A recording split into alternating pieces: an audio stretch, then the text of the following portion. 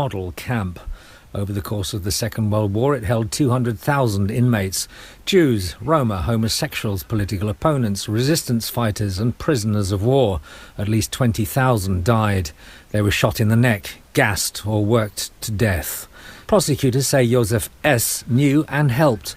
Doctors say he's fit to spend a couple of hours a day in the dock. The trial could last until January.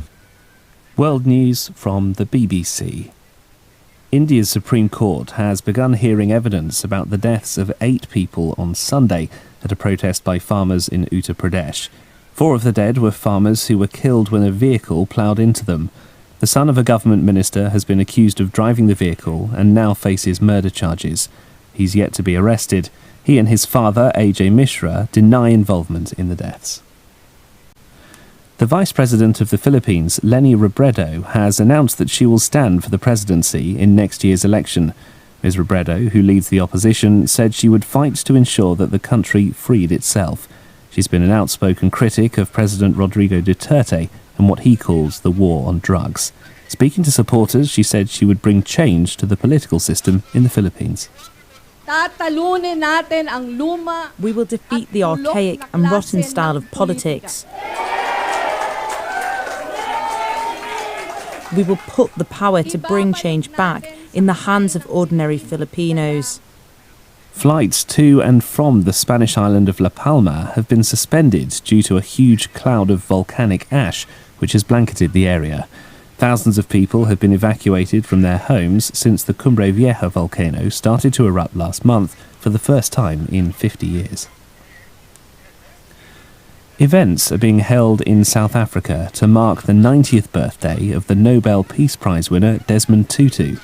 He's expected to attend a service at St George's Cathedral in Cape Town, where he served as the country's first black archbishop from the 1980s. Desmond Tutu is remembered for his leading role in denouncing white minority rule in apartheid-era South Africa. More recently, he's spoken out against corruption and xenophobic violence. I'm Chris Barrow, and for now, that's the latest BBC News. Welcome to The Forum, where we'll be discussing one of the most famous and possibly most divisive female public figures of the 20th century. A woman whose life might be called Latin America's Cinderella story.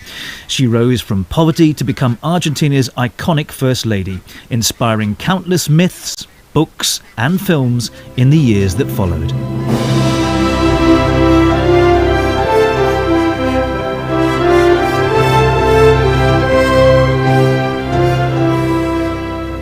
Yes, today we'll be discussing Eva Perón, or Evita as she also came to be known. Seen as a champion of the dispossessed and even a saint by some, but as a ruthless and oppressive social climber by others, she broke class and gender moulds to become a powerful political player, who alongside her husband Juan Perón changed the course of Argentine political history. We'll look at both her private and public roles, the bizarre story that continued into her afterlife, and the cultural and political legacy that survives her. I'm Rajan Datar, and I'm joined by 3 experts ready to share their knowledge. Jill Hedges, a recent biographer of Eva Perón, here in the London studio. Ranan Rain, a historian and expert on Peronism, the political movement with which Eva came to be associated, in Tel Aviv. And Claudia Soria, who has a special interest in the cultural representations of Evita, past and present. Welcome to you all. Before we begin, a question to you all, which is, what one thing would you say is the most important about Eva Perón? Why is she important to you, and why should we still care about her today? Jill, let me start with you. Well, I think first because she's an example of how an ordinary person even a person who seems to have everything against her, is capable of doing extraordinary things. And also because I think without being a feminist, she changed the role and definition of women in public life in Argentina in a way that's still salient today. Thank you. And Claudia? Well, Eva Perón is a distinctive figure in the Argentine culture who made visible the invisible, that is, the group of people who had always been excluded from democracy, the workers, the poor, the women, the children, the old. And I think that pretty much Eva Perón and Perón, they changed the way in which culture and politics were conceived in those days. Well, we'll certainly pick up on some of those themes later in the programme. To you, Ranan, she continues to play an important role even after her death. She's very much present in contemporary Argentine politics, and I think that if one considers her contribution, I would point mainly to the transformation of the Peronist movement into political religion in Argentina. OK, thank you. Well, let's start with her early life. Jill, we've called her Eva Perón and Evita, but what was her name when she was born, and what does it say about her? Well, of course, it wasn't Eva Perón, and it wasn't even Eva Duarte, which was her maiden name and her professional name.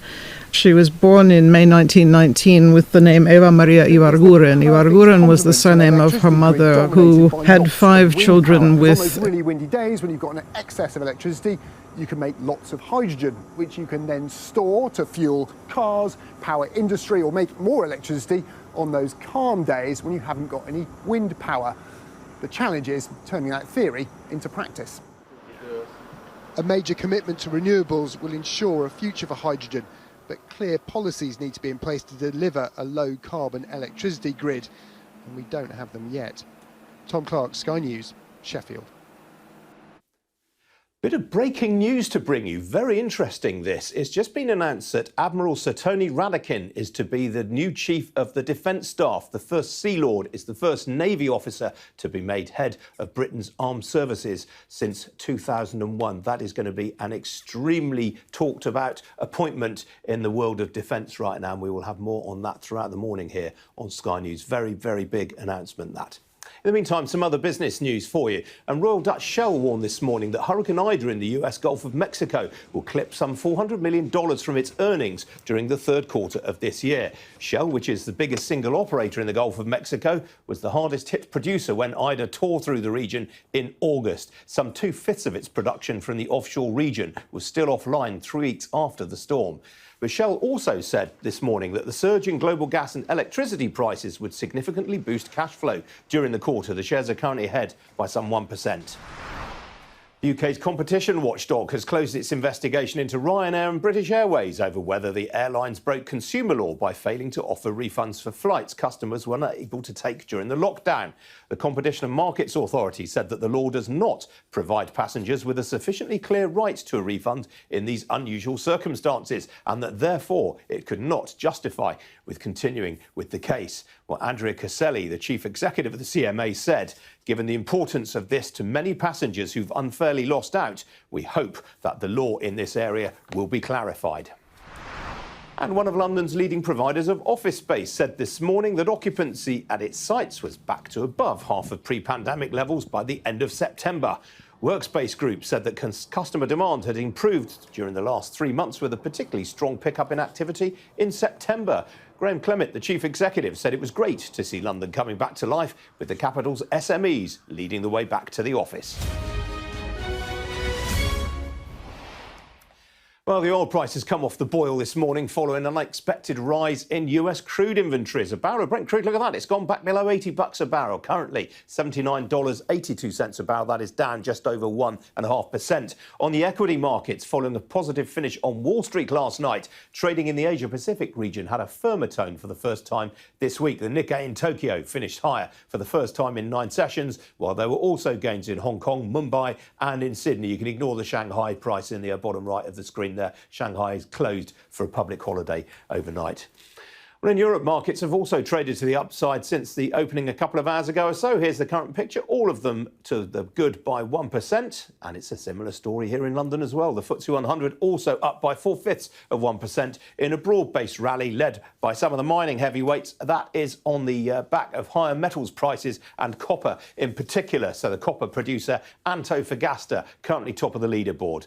The biggest faller, and that's purely for technical reasons, is that Kingfisher has gone ex-dividend today. In other words, anyone buying the shares today does not have the rights to the latest dividend. Taylor Wimpey, the house builder, is down for similar reasons. Outside the FTSE, mentioned them a moment ago, Workspace. The shares currently up 4% on that trading update, while the online greetings card group Moonpig, its shares are ahead by some 3% after getting a push from one of the brokers today.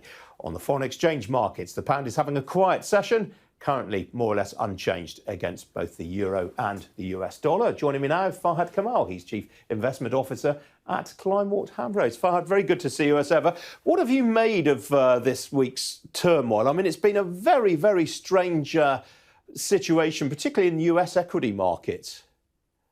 Indeed, Ian, as always, markets continue to surprise us, and we were always expecting that volatility was around the corner after what has really been an unprecedented, period of gain. I mean, the last 7 months prior to September saw markets rise, and we were almost due a correction. Now, while I say that, I say we still haven't come anywhere near a technical correction on the main U.S. index or indeed on the global equity market. We're still down about 4.5–5% max, which is very, very common. Such falls happen 3 times a year. A correction even happens once a year. So far, pretty normal market jitters on various news flow, etc., but nothing that has changed our fundamental optimism. Farhad, it's been very interesting looking at some of the big tech giants in particular. I mean, obviously Facebook has had issues all of its own, but the likes of Apple, Amazon, Alphabet, they've all come off by between 10 and 15% over recent sessions. They seem to be moving in inverse correlation to interest rate expectations. Yes, well, so tech firms with very long-term and relatively stable-ish cash flow expectations are very sensitive to rising rate expectations for a very nerdy reason, which is that as rates rise, you discount those cash flows at a higher rate, as opposed to more of the cyclical plays that when rates rise tends to mean that the economies are growing and their earnings are actually growing while the rates are rising. So they tend to be better plays. We are, we've got a large exposure to tech. We still think that regardless of the interest rate environment, these are incredible companies. Nonetheless, we have slowly been pivoting towards more cyclical regions, the UK in particular, for one, in order to take advantage of the more cyclical trend that we consider to be well entrenched. Farhad, one other thing that struck me this week that's very interesting. Obviously, we've had a lot of volatility in wholesale gas prices, in oil prices. This is going to have an impact on inflation. And if you look at the inflation swaps market, the market is starting to price in far higher inflation over coming years than perhaps the central banks are expecting. Is this going to have an influence, do you think, on the way that the Bank of England, for example, looks at monetary tightening? So, of course, I mean, if those inflation expectations remain entrenched, they almost become self-fulfilling. However, let's just be very clear. At almost every time in the past, particularly over the last 5 to 10 years, we've had periods where inflation expectations have ratcheted up, as they have now, but actual inflation has come nowhere near it. And over time, we tend to have the inflation expectations once again drop down. We largely think that that's still the case, and we largely think that the inflation pressures that we see in markets right now are largely transitory and will dissipate over time. Why is a long question, but we generally tend to agree with the central banks, and we don't think that these will last going into next year, and therefore that should continue to give the central banks an easier glide path to lower rates for longer. All right, Farhad, always good to talk to you. Appreciate you joining me today. Thank you. Thank you for having me.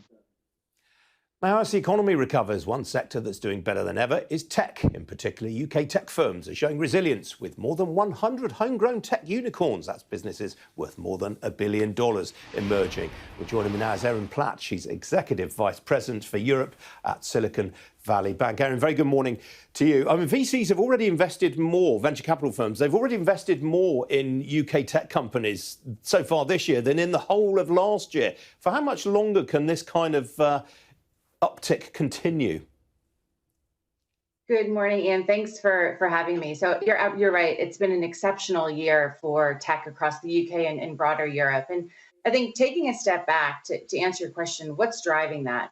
Well, from a macro perspective, the UK tech market continues to mature. Low interest rates continue to attract domestic and international capital.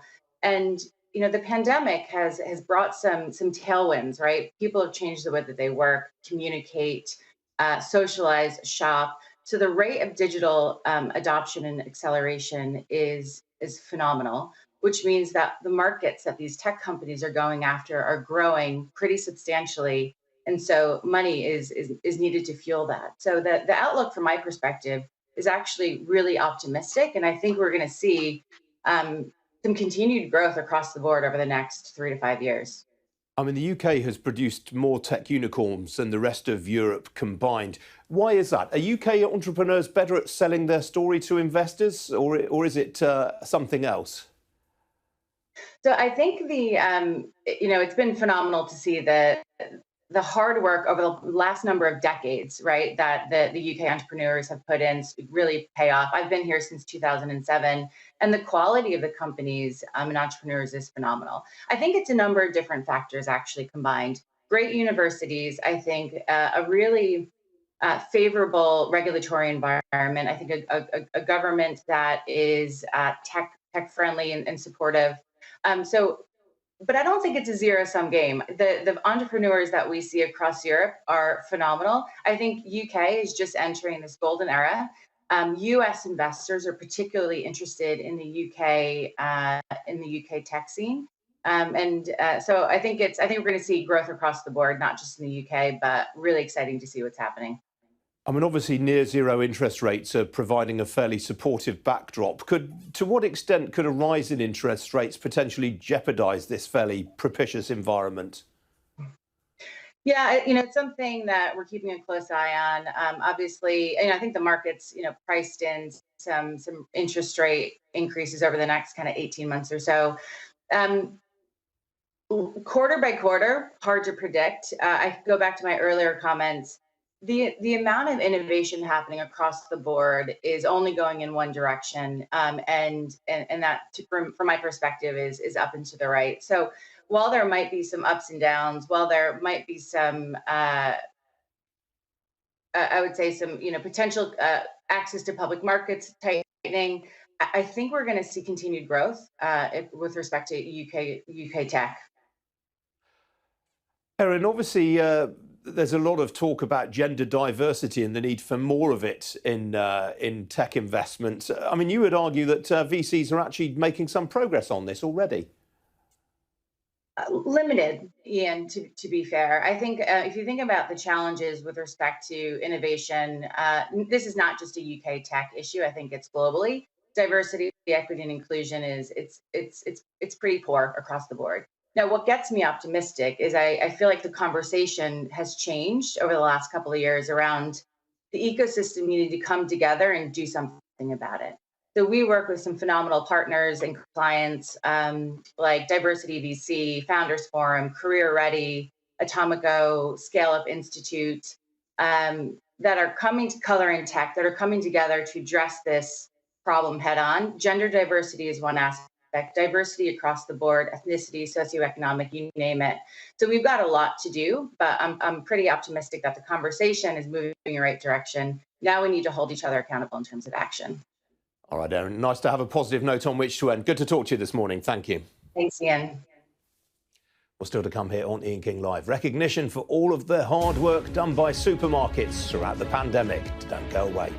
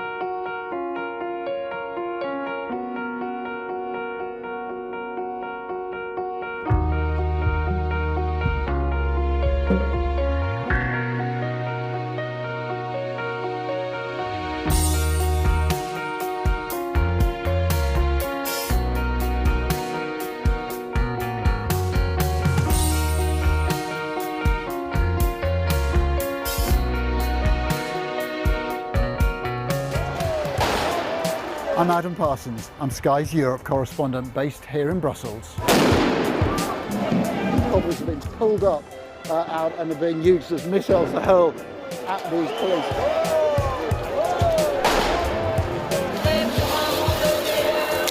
Made by people who dare to challenge.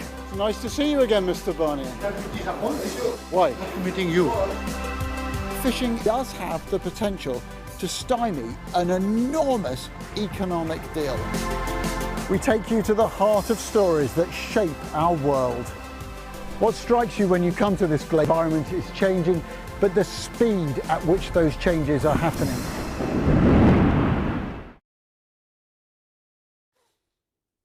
Welcome back. Let's have a look now at this morning's business pages. And business reaction to the Prime Minister's conference speech gets lots of coverage this morning. The Guardian, perhaps unusually, splashes with a quote from the Adam Smith Institute, the free market think tank, which blasted Boris Johnson's speech as vacuous and economically illiterate. Well, the Times similarly has PM hit by business backlash. The managing director of the supermarket Iceland accuses Mr Johnson of treating business like an endless sponge. Meanwhile, on the paper's business section, it reports on how concerns that the global surge in energy prices will fuel inflation and how that is spooking the markets. The Financial Times also goes on gas. At one point yesterday, the wholesale price is almost 10 times higher than it had been at the beginning of the year. It fell back sharply after President Putin suggested Russia might increase supplies. The chart on the front page of the Telegraph there gives us a sense of what happened yesterday. Below the fold, they report that rail prices could be going in the same direction, forecasting a double-digit rise over the next 2 years. It's enough to make you stay indoors and hide under your blankets. Meanwhile, the Wall Street Journal, which has been leading the way with its reporting on the Facebook scandal recently, splashes with an exclusive. It says Facebook has delayed the rollout of new products in recent days, while more than a dozen executives at the company carry out reputational reviews to ensure its services don't adversely impact children. Well, joining me now is Torrell Barker. He's Europe, Middle East and Africa editor of the Wall Street Journal and Dow Jones. Torrell, good to see you this morning. That's not Torrell. That's another guest entirely. Should we go to this gentleman instead? Right.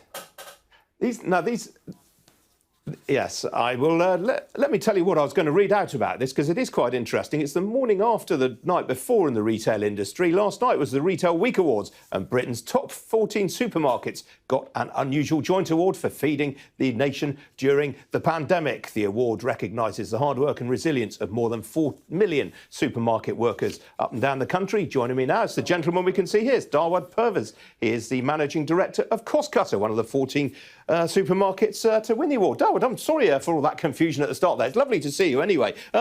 You must be feeling a bit confused right now. 1 minute you're being garlanded for keeping the nation fed, and in the next the Prime Minister is having a moan at businesses for not paying their workers enough. Well, yes, I suppose that's always going to be the case, and we always try and do our best. And I think the important thing is to recognise what an amazing job everyone's done during the pandemic to keep the nation fed. There's obviously been a lot of talk lately about HGV driver shortages. How are you navigating your way through that? With difficulty, obviously, there's huge wage inflation in the market.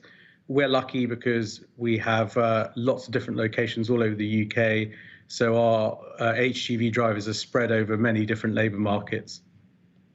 What about other food shortages that we keep hearing about, Darwad? Are we seriously in line for not having enough turkeys at Christmas and that sort of thing?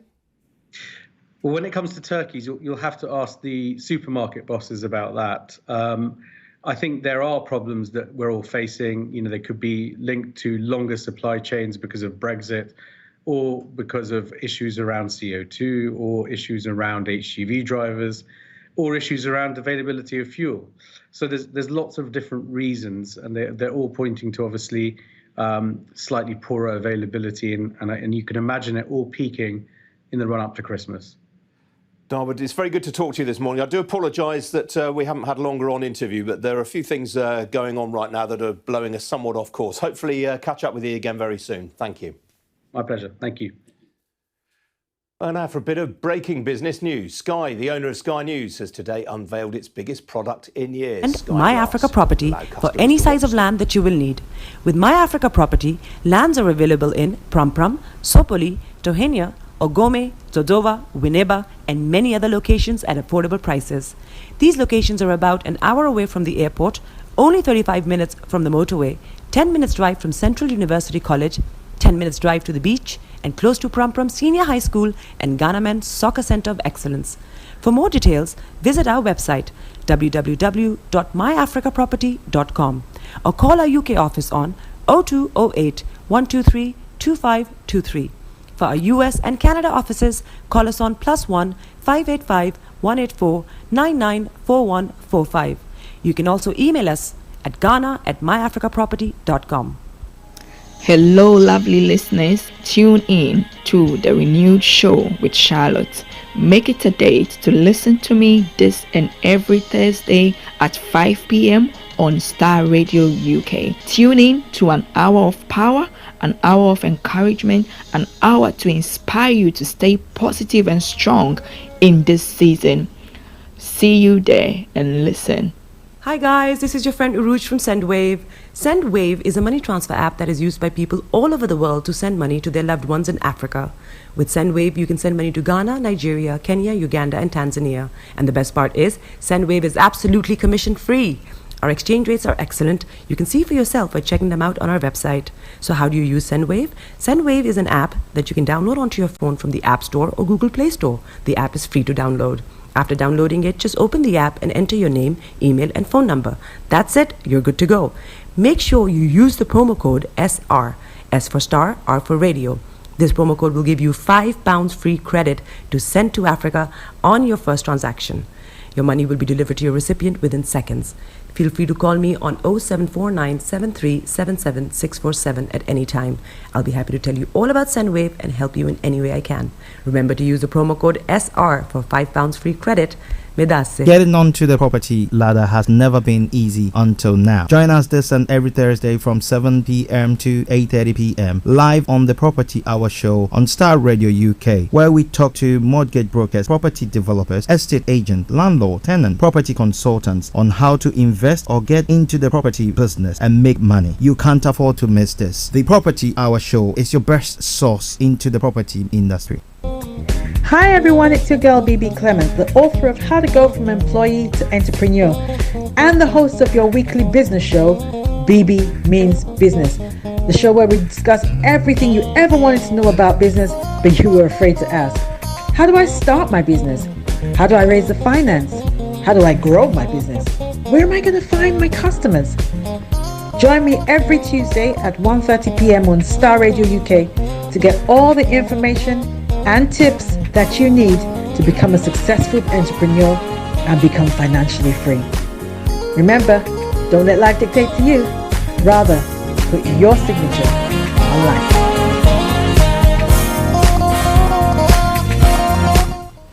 Tune in to On Point here on Starr Radio UK with Empress Regina every Monday at 5 p.m. GMT. Looking forward to your company.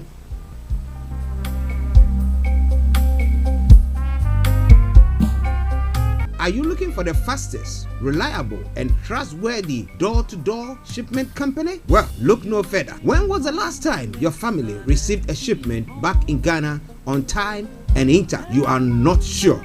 Well, Lamb Shippers, we pride ourselves with being the fastest, reliable, and trustworthy shippers you can use. You are assured of a prompt pickup anywhere in the UK by our personnel. They also make sure your items are well packaged to get to its destination in time. When it comes to door-to-door shipment, look no further. Well, Lamb Shippers, contact us on 07939009321 or 07498911820, or you can visit our website www.welllamp.co.uk. You can also drop us a mail, info@welllamp@gmail.com. Well Lamp Shippers, fast, reliable, and trustworthy.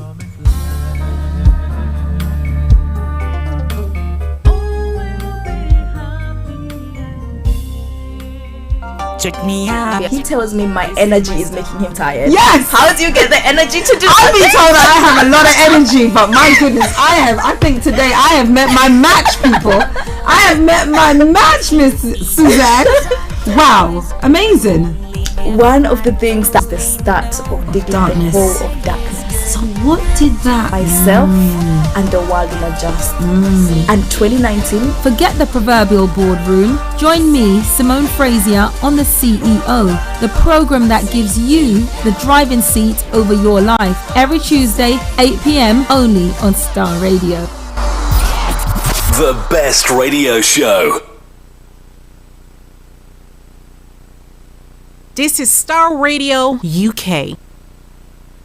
Hi there, this is CJ Buckman, your life coach. And whenever I'm in London, I listen to Starr Radio UK right here. But guess what? You can listen to wherever you are. Show them you got the cocoa set. Ladies and gentlemen, it's your boy Harry Song, aka Mr. Songs. This is the King Makeup about for the girls. We're here. This is Starr Radio. Don't go nowhere. UK, London. We they call them London for home. For here, we they call them London. And that's how you know. Just have fun and stay blessed. The best radio show. Broadcasting worldwide, online 24/7. All around the world. In your car. At work. At home. On your smartphone. This is Starr Radio UK. Are you ready to turn it up? 10, 9, 8, 7, 6, 5, 4, 3, 2, 1. Birds flying high, you know how I feel. Sun in the sky, you know how I feel. Breeze drifting on by, you know how I feel. It's a new dawn, it's a new day, it's a new life for me. And I'm feeling good. Hey there, this is Archie, and it is Starr Radio UK.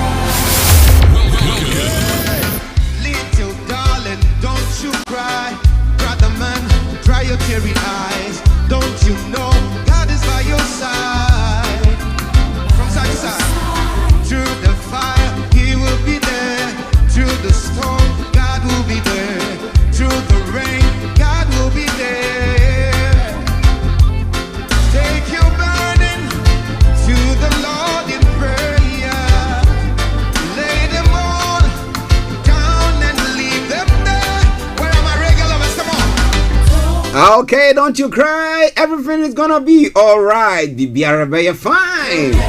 Welcome to the Thursday edition of the morning show. Today is the 7th day of October, the year 2021. With the time now 10:38 from the hearts of London. I am Archie, your captain, and welcome on board. But I'm say good morning, good afternoon, good evening, good dawn to you, wherever you might be on planet Earth, and those of you on other planets as well. I salute you all. I say good morning to my colleagues, Mr. Frank Davis, Mr. Olayomi Koiki, Kojo D, and all the way in Aberdeen, Felix. Massive good morning to you, gentlemen. A special morning to all the presenters on Starr Radio UK.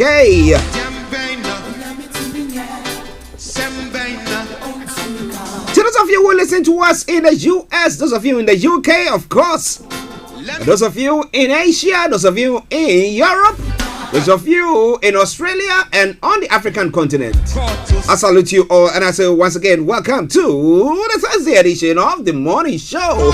Everything's gonna be alright. It's a new day, it's a new dawn, and I'm feeling good.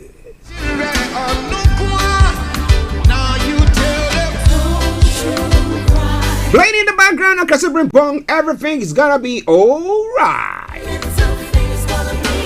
Okay, so from now till normally 1 o'clock, we're going to be having a look at what is happening from across the globe. From archaeology to zoology, from Accra to Zanzibar. If it's making the headlines, why not? We're going to be touching on it. But there's some...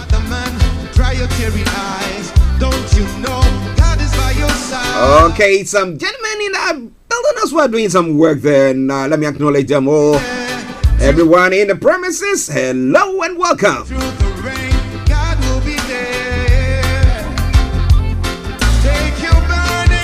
Okay, as I say all the time, if you are cold, get yourself some hot drink. If you are hot, get yourself some cold drink. If you are sitting, get yourself seated properly. If you are standing, my goodness, hold on to something, because it's going to be bumpy.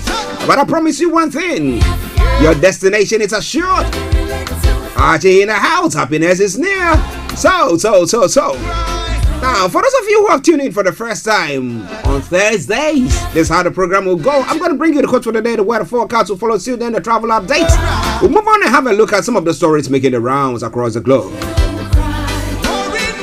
That is Global Trotting. Then exactly at 11 o'clock, we have Mr. Olayomi Koiki, who will be joining in to bring you updates from Nigeria. Hope you enjoyed the program yesterday. The Niger Voices, coming your way every Wednesday at exactly 18 hours BST. Okay. Then after that, we'll continue with the program, having a look at some of the other stories making the rounds in other parts of the world. At 12 o'clock, the lines will be opened. But there's some technical work going on at the moment. Keeping fingers and everything crossed that by 12 o'clock we will not get to a point where they say that they have to take over. So keeping fingers crossed. If it happens, I will let you know. But it's all in line with we bringing you the best in programs when it comes to everything. So once again, welcome. But you can post your comments on our Facebook page, and if you can text or WhatsApp it to us as well. 0753966174. 0753966174. Everything's gonna be alright. Everything's gonna be alright.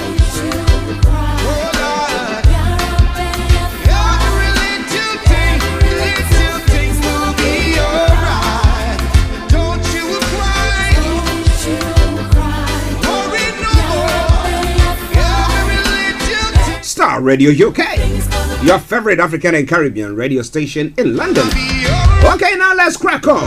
The quote for today says what? It says, your actions generate an effect that reflects the kind of action you put in, because actions influence reactions. Your action generates an effect that reflects the kind of action you put in, because actions influence reactions.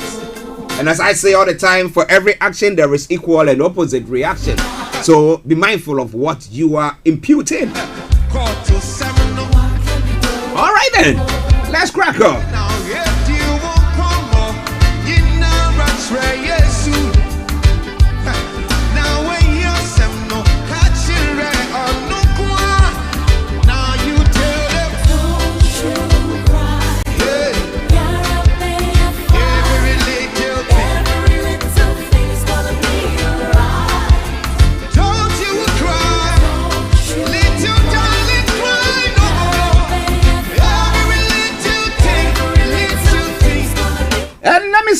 say a special good morning to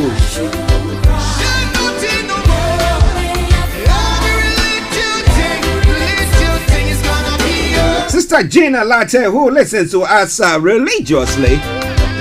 And let me say congratulations on the receipt of that. I've seen it. Yes. Well done. Congratulations to you for graduating. Okay, when is the party happening? Okay, listen to Starr Radio UK, your favorite African and Caribbean radio station in London. It's gonna be alright, everybody. Well, I think she's going to be inviting us to the party, Abby. Okay, dokie. Let's crack on. God is by your side. From side to side. Through the fire, he will. Let's move on to the weather front. This morning it seems a bit milder than it's been of late, but I was thinking, so is it a good thing? Can we plan some events for the weekend? I don't know, but what do you think? This afternoon, cloud will tend to break up, allowing for warm sunny spells to develop. It should remain dry throughout. Now, this evening and tonight, cloud will gradually start to build back in, but there will be some clear spells in places. It will be a mild night, and patchy mist and fog will likely develop. The top temperature is going to be 20 degrees and the lowest is going to be 13 degrees. So like I said, it's going to be nice. UV level is going to be low, pollution is going to be low. Sunset 18:26, and sunrise for tomorrow morning 10 hours. And as I said, everything's going to be alright. Alright then, let's move on to the weather front. My apologies, the travel updates. But let's quickly take this commercial break and I'll bring you the travel update. It is Starr Radio UK. It is your favorite African and Caribbean radio station in London. Hello, lovely listeners. Tune in to the renewed show with Charlotte. Make it a date to listen to me this and every Thursday at 5 p.m. on Starr Radio UK. Tune in to an hour of power, an hour of encouragement, an hour to inspire you to stay positive and strong in this season. See you there and listen. Okay, let's go to the travels.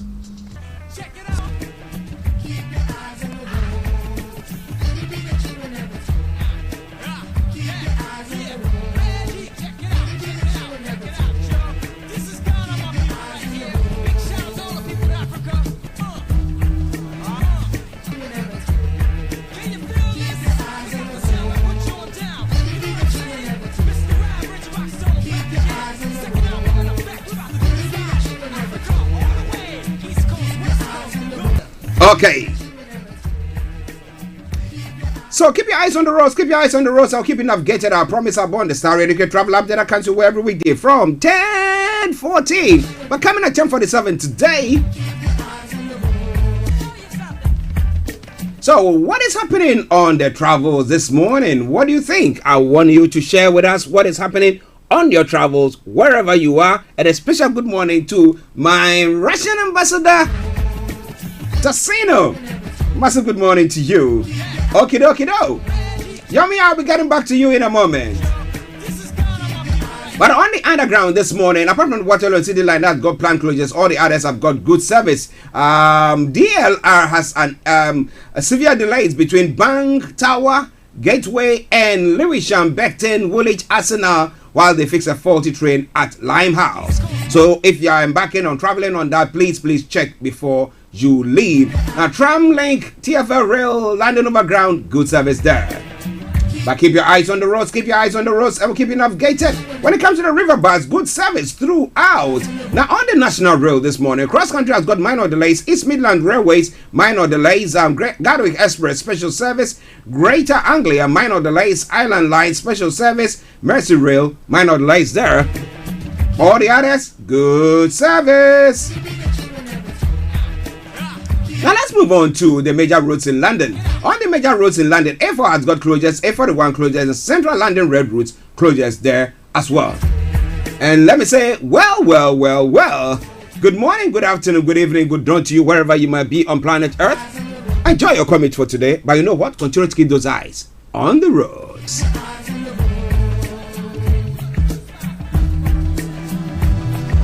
Hi there. Are you dreaming of owning your own house in Ghana? Then you will need a well-documented piece of land that is free from troubles. I highly recommend My Africa Property for any size of land that you will need. With My Africa Property, lands are available in Pram, Sopoli, Tohenia, Ogome, Dodova, Winneba, and many other locations at affordable prices. These locations are about an hour away from the airport, only 35 minutes from the motorway, 10 minutes drive from Central University College, 10 minutes drive to the beach, and close to Pram Senior High School and Ghana Men's Soccer Center of Excellence. For more details, visit our website www.myafricaproperty.com or call our UK office on 0208 123 2523. For our US and Canada offices, call us on +1 585 184 994145. You can also email us at ghana@myafricaproperty.com. Tune in to the renewed show with Charlotte. Make it a date to listen to me this and every Thursday at 5 p.m. on Starr Radio UK. Tune in to an hour of power, an hour of encouragement, an hour to inspire you to stay positive and strong in this season. See you there and listen. Hi guys, this is your friend Uruj from SendWave. SendWave is a money transfer app that is used by people all over the world to send money to their loved ones in Africa. With SendWave, you can send money to Ghana, Nigeria, Kenya, Uganda, and Tanzania. And the best part is, SendWave is absolutely commission-free. Our exchange rates are excellent. You can see for yourself by checking them out on our website. So how do you use SendWave? SendWave is an app that you can download onto your phone from the App Store or Google Play Store. The app is free to download. After downloading it, just open the app and enter your name, email, and phone number. That's it. You're good to go. Make sure you use the promo code SR. S for Star, R for Radio. This promo code will give you £5 free credit to send to Africa on your first transaction. Your money will be delivered to your recipient within seconds. Feel free to call me on 0749 7377 647 at any time. I'll be happy to tell you all about SendWave and help you in any way I can. Remember to use the promo code SR for £5 free credit. Getting onto the property ladder has never been easy until now. Join us this and every Thursday from 7 p.m. to 8:30 p.m. live on the Property Hour show on Starr Radio UK, where we talk to mortgage brokers, property developers, estate agents, landlord, tenant, property consultants on how to invest or get into the property business and make money. You can't afford to miss this. The Property Hour show is your best source into the property industry. Hi everyone, it's your girl BB Clement, the author of How to Go From Employee to Entrepreneur and the host of your weekly business show, BB Means Business, the show where we discuss everything you ever wanted to know about business but you were afraid to ask. How do I start my business? How do I raise the finance? How do I grow my business? Where am I going to find my customers? Join me every Tuesday at 1:30 p.m. on Starr Radio UK to get all the information and tips that you need to become a successful entrepreneur and become financially free. Remember, don't let life dictate to you. Rather, put your signature on life.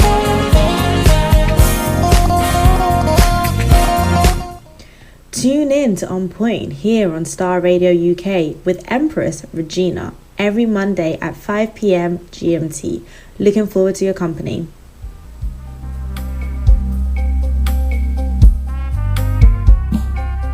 Are you looking for the fastest, reliable, and trustworthy door-to-door shipment company? Well, look no further. When was the last time your family received a shipment back in Ghana on time and in time? You are not sure?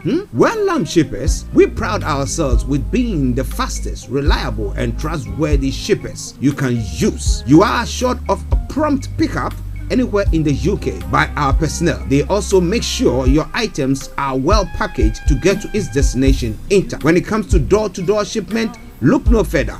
Well, Lamb Shippers, contact us on 07939009321 or 07498911820, or you can visit our website www.welllamp.co.uk.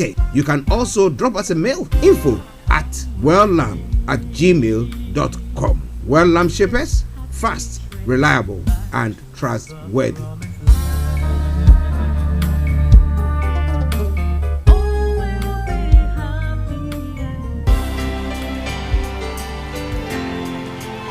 It's gonna be alright. Alright, everybody.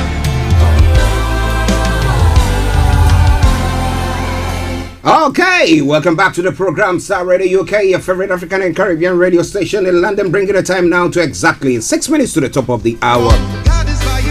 So it's now time for Global Trotting. What are some of the stories making the rounds across the globe this morning?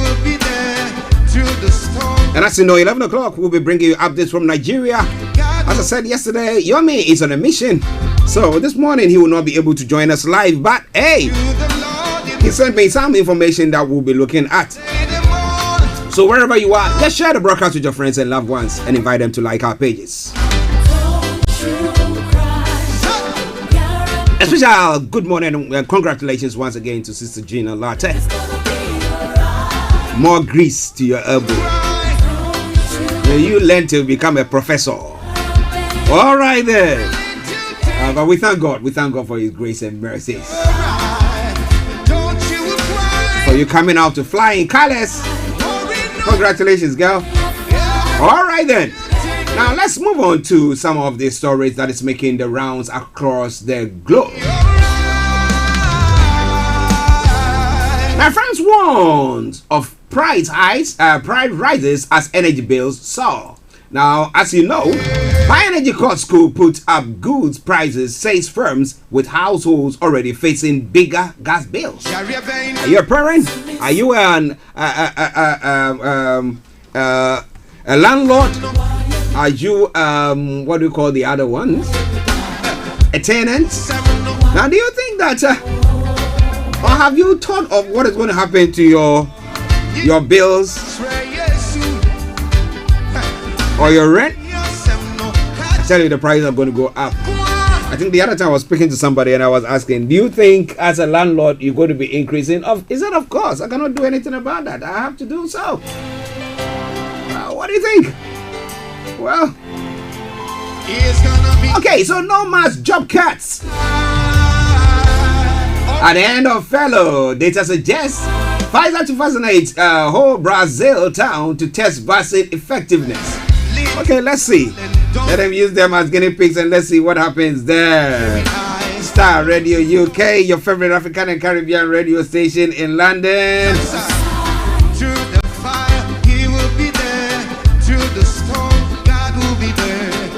Don't sweep us under the carpet, says IS mother Nicole Jack, who joined IS in 2015, says she's out of sight, out of mind in a camp in Syria.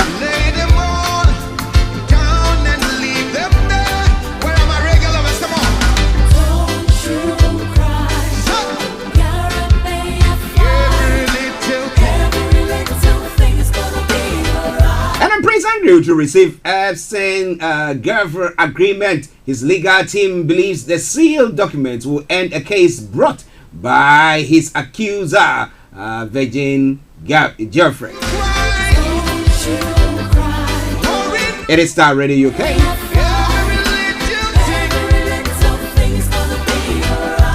The proposals will be very fair. My apologies. The proposal will be very far-reaching, says European Commission Vice President Maros Sefcovic. And what is it about? EU to table new proposal for Northern Ireland Protocol. Will they now playing hard ball? Do you think any good thing is going to come out of that? Let me talk to you. Well, services marks 20 years since UK joined Afghan war. One of the stories making the rounds there as well. And so moving on. Council tax could rise by £220, says researchers. Households in England could see bills jump within 3 years, says the Institute of Physical Studies. So I think that this is going to go on, man. But don't you worry. Tomorrow is Friday. I'll be having our money man there. He'll be guiding you through how you can save some money. You know that that even at times when you watch in the night, instead of watching during the daytime, you save some money.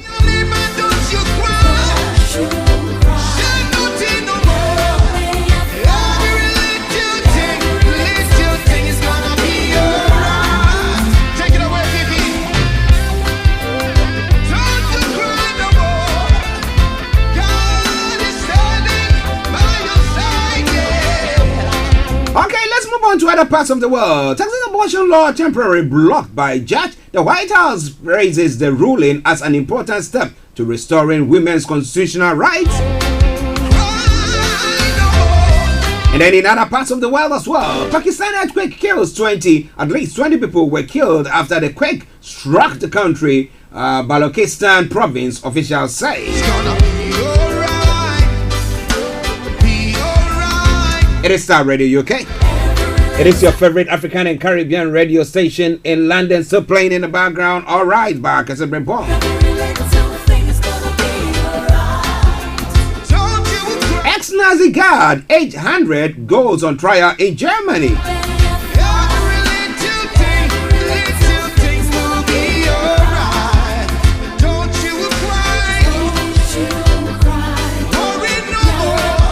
A sad story. Andy Murray's wedding ring had been stolen. Andy Murray appeals for help after his tennis shoes and wedding ring are stolen in Indian Wells. Oh.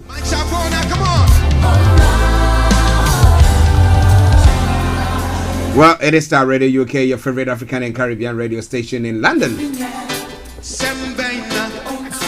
Dubai ruler had ex-wife's phone hacked. UK court says Sheikh Mohammed interfered with British justice during his divorce custody case, says High Court. So what would you do?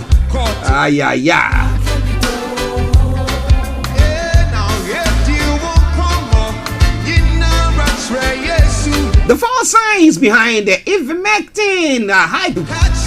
Ivermectin is one of the alleged treatment for COVID, which scientists have said that, well, it's all been hyped up. There isn't any proof that actually ivermectin can heal.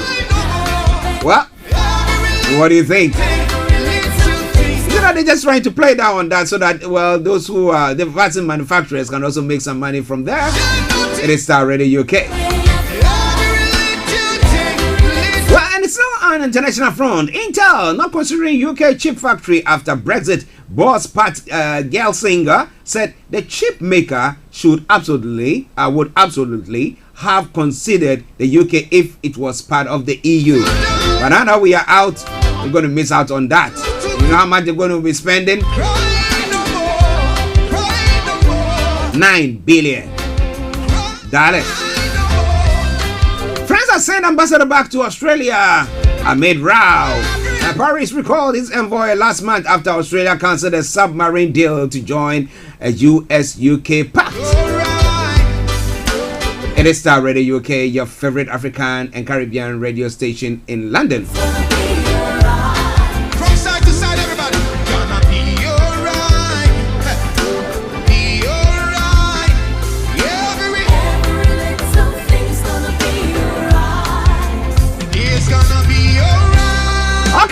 Let's go to Africa.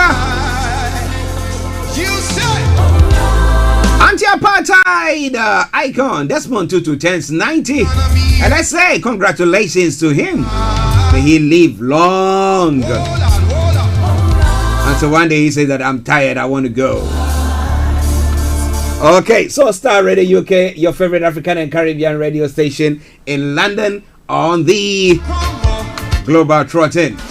Now, Guinea Junta leader appoints new civilian Prime Minister Colonel Mamadi Doumbouya is barred from contesting future elections under plans to restore civilian rule, but he has appointed a new Prime Minister who will be seen to the day-to-day activity of governance.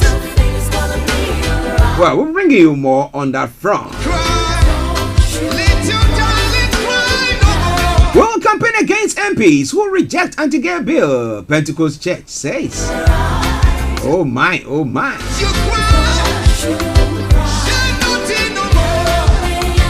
And then the president president of Ghana, Nana Addo Akufo-Addo, has pledged that he said he will ensure Kwapem Hene is accepted by all.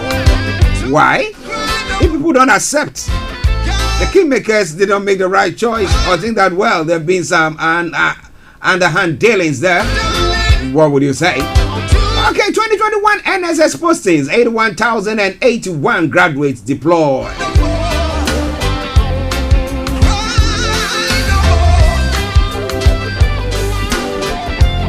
Okay, so this and a lot more we're going to be having a look at. You have 14 days to arrest Captain Smart, IGP told. By who?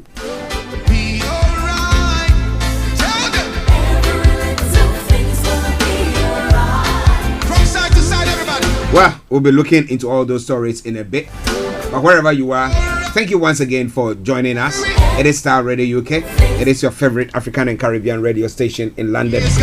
4 minutes past 11 the time. We take a commercial break. We come back and I bring you updates from Nigeria. So stay tuned. Don't you touch the dial. Hi there. Are you dreaming of owning your own house in Ghana? Then you will need a well-documented piece of land that is free from troubles. I highly recommend My Africa Property for any size of land that you will need. With My Africa Property, lands are available in Pram, Sopoli, Tohenia, Ogome, Dodova, Winneba, and many other locations at affordable prices. These locations are about an hour away from the airport, only 35 minutes from the motorway, 10 minutes drive from Central University College, 10 minutes drive to the beach, and close to Pram Senior High School and Ghana Men's Soccer Center of Excellence. For more details, visit our website www.myafricaproperty.com or call our UK office on 0208 123 2523. For our US and Canada offices, call us on +1 585 184 994145.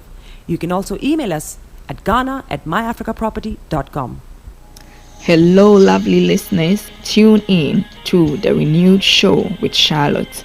Make it a date to listen to me this and every Thursday at 5 p.m. on Starr Radio UK. Tune in to an hour of power, an hour of encouragement, an hour to inspire you to stay positive and strong in this season.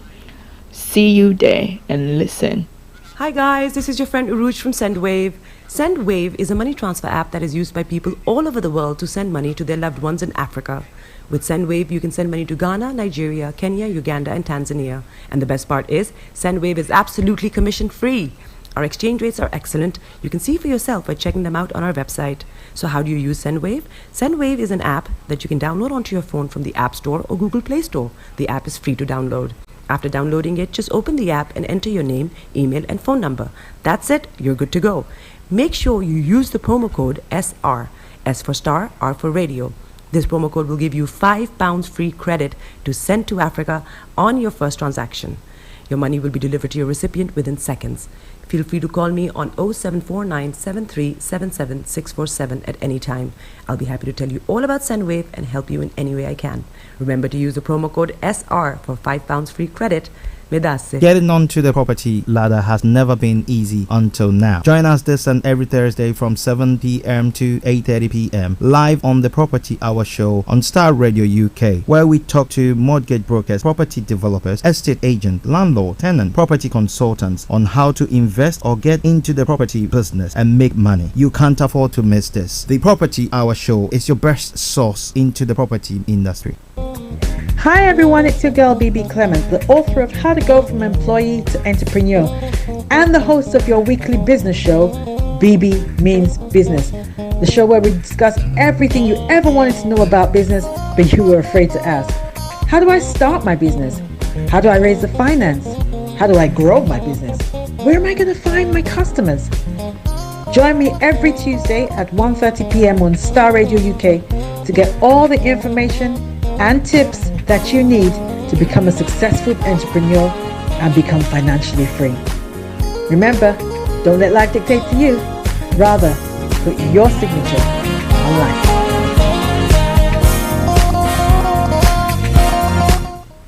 Tune in to On Point here on Starr Radio UK with Empress Regina every Monday at 5 p.m. GMT. Looking forward to your company.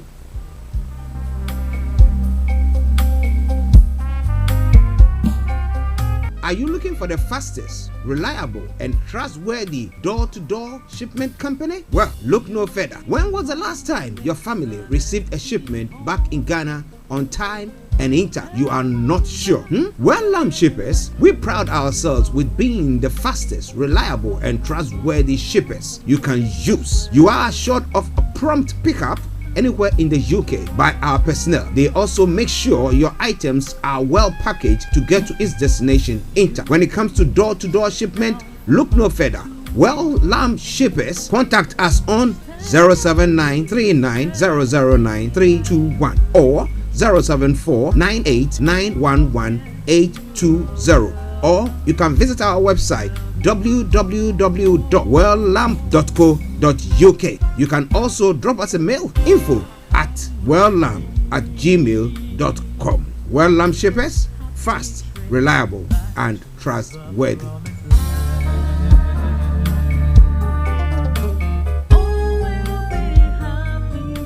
Birds flying high, you know how I feel. Sun in the sky, you know how I feel.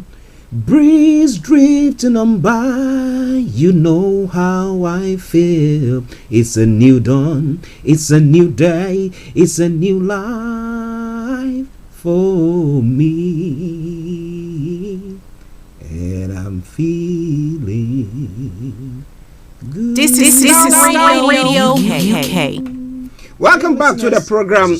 It is Starr Radio UK, your favorite African and Caribbean radio station in London. It is a new day. It is a new dawn. Yes, and I'm feeling good. How are you feeling? Yes, wherever you are, just get glued to your sets and we continue with the program. It's now time for Global Trotting. My apologies. Update from Nigeria. I've been enjoying myself too much today. You see? I told you it's a new day and it's a new dawn. All right then. How are you feeling?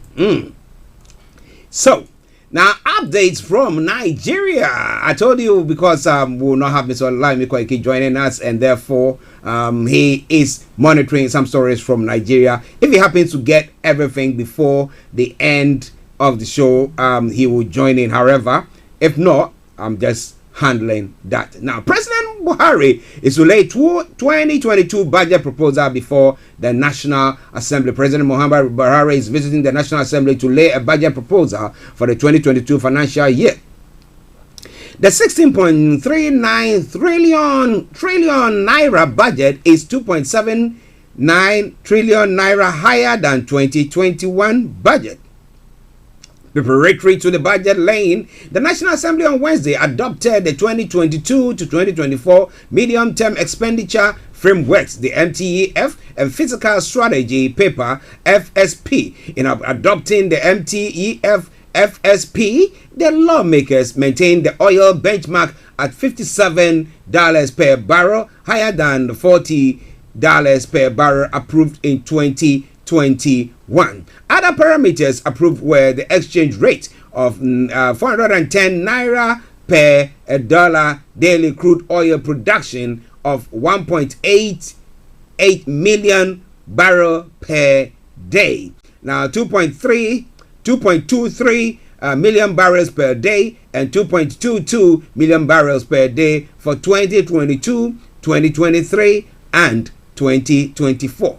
Now, all these are very nice figures that people will be hearing me mentioning, billions and billions and billions. But the question is, how does it benefit the poor man in Nigeria? It is Starr Radio UK. Now, in reaction to that, there's been tight security as National Assembly awaits Buhari for the 2022 budget presentation. And it says that there is a heavy presence of security operatives in and around the National Assembly complex in Abuja as the President, Major General Muhammadu Buhari, retired, is billed to lay the 2022 appropriation bill before a joint session of the National Assembly at 12 o'clock. Now, Buhari had on Tuesday written to both the Senate and the House of Representatives to notify the chambers of his intention to present the federal government budget on Thursday.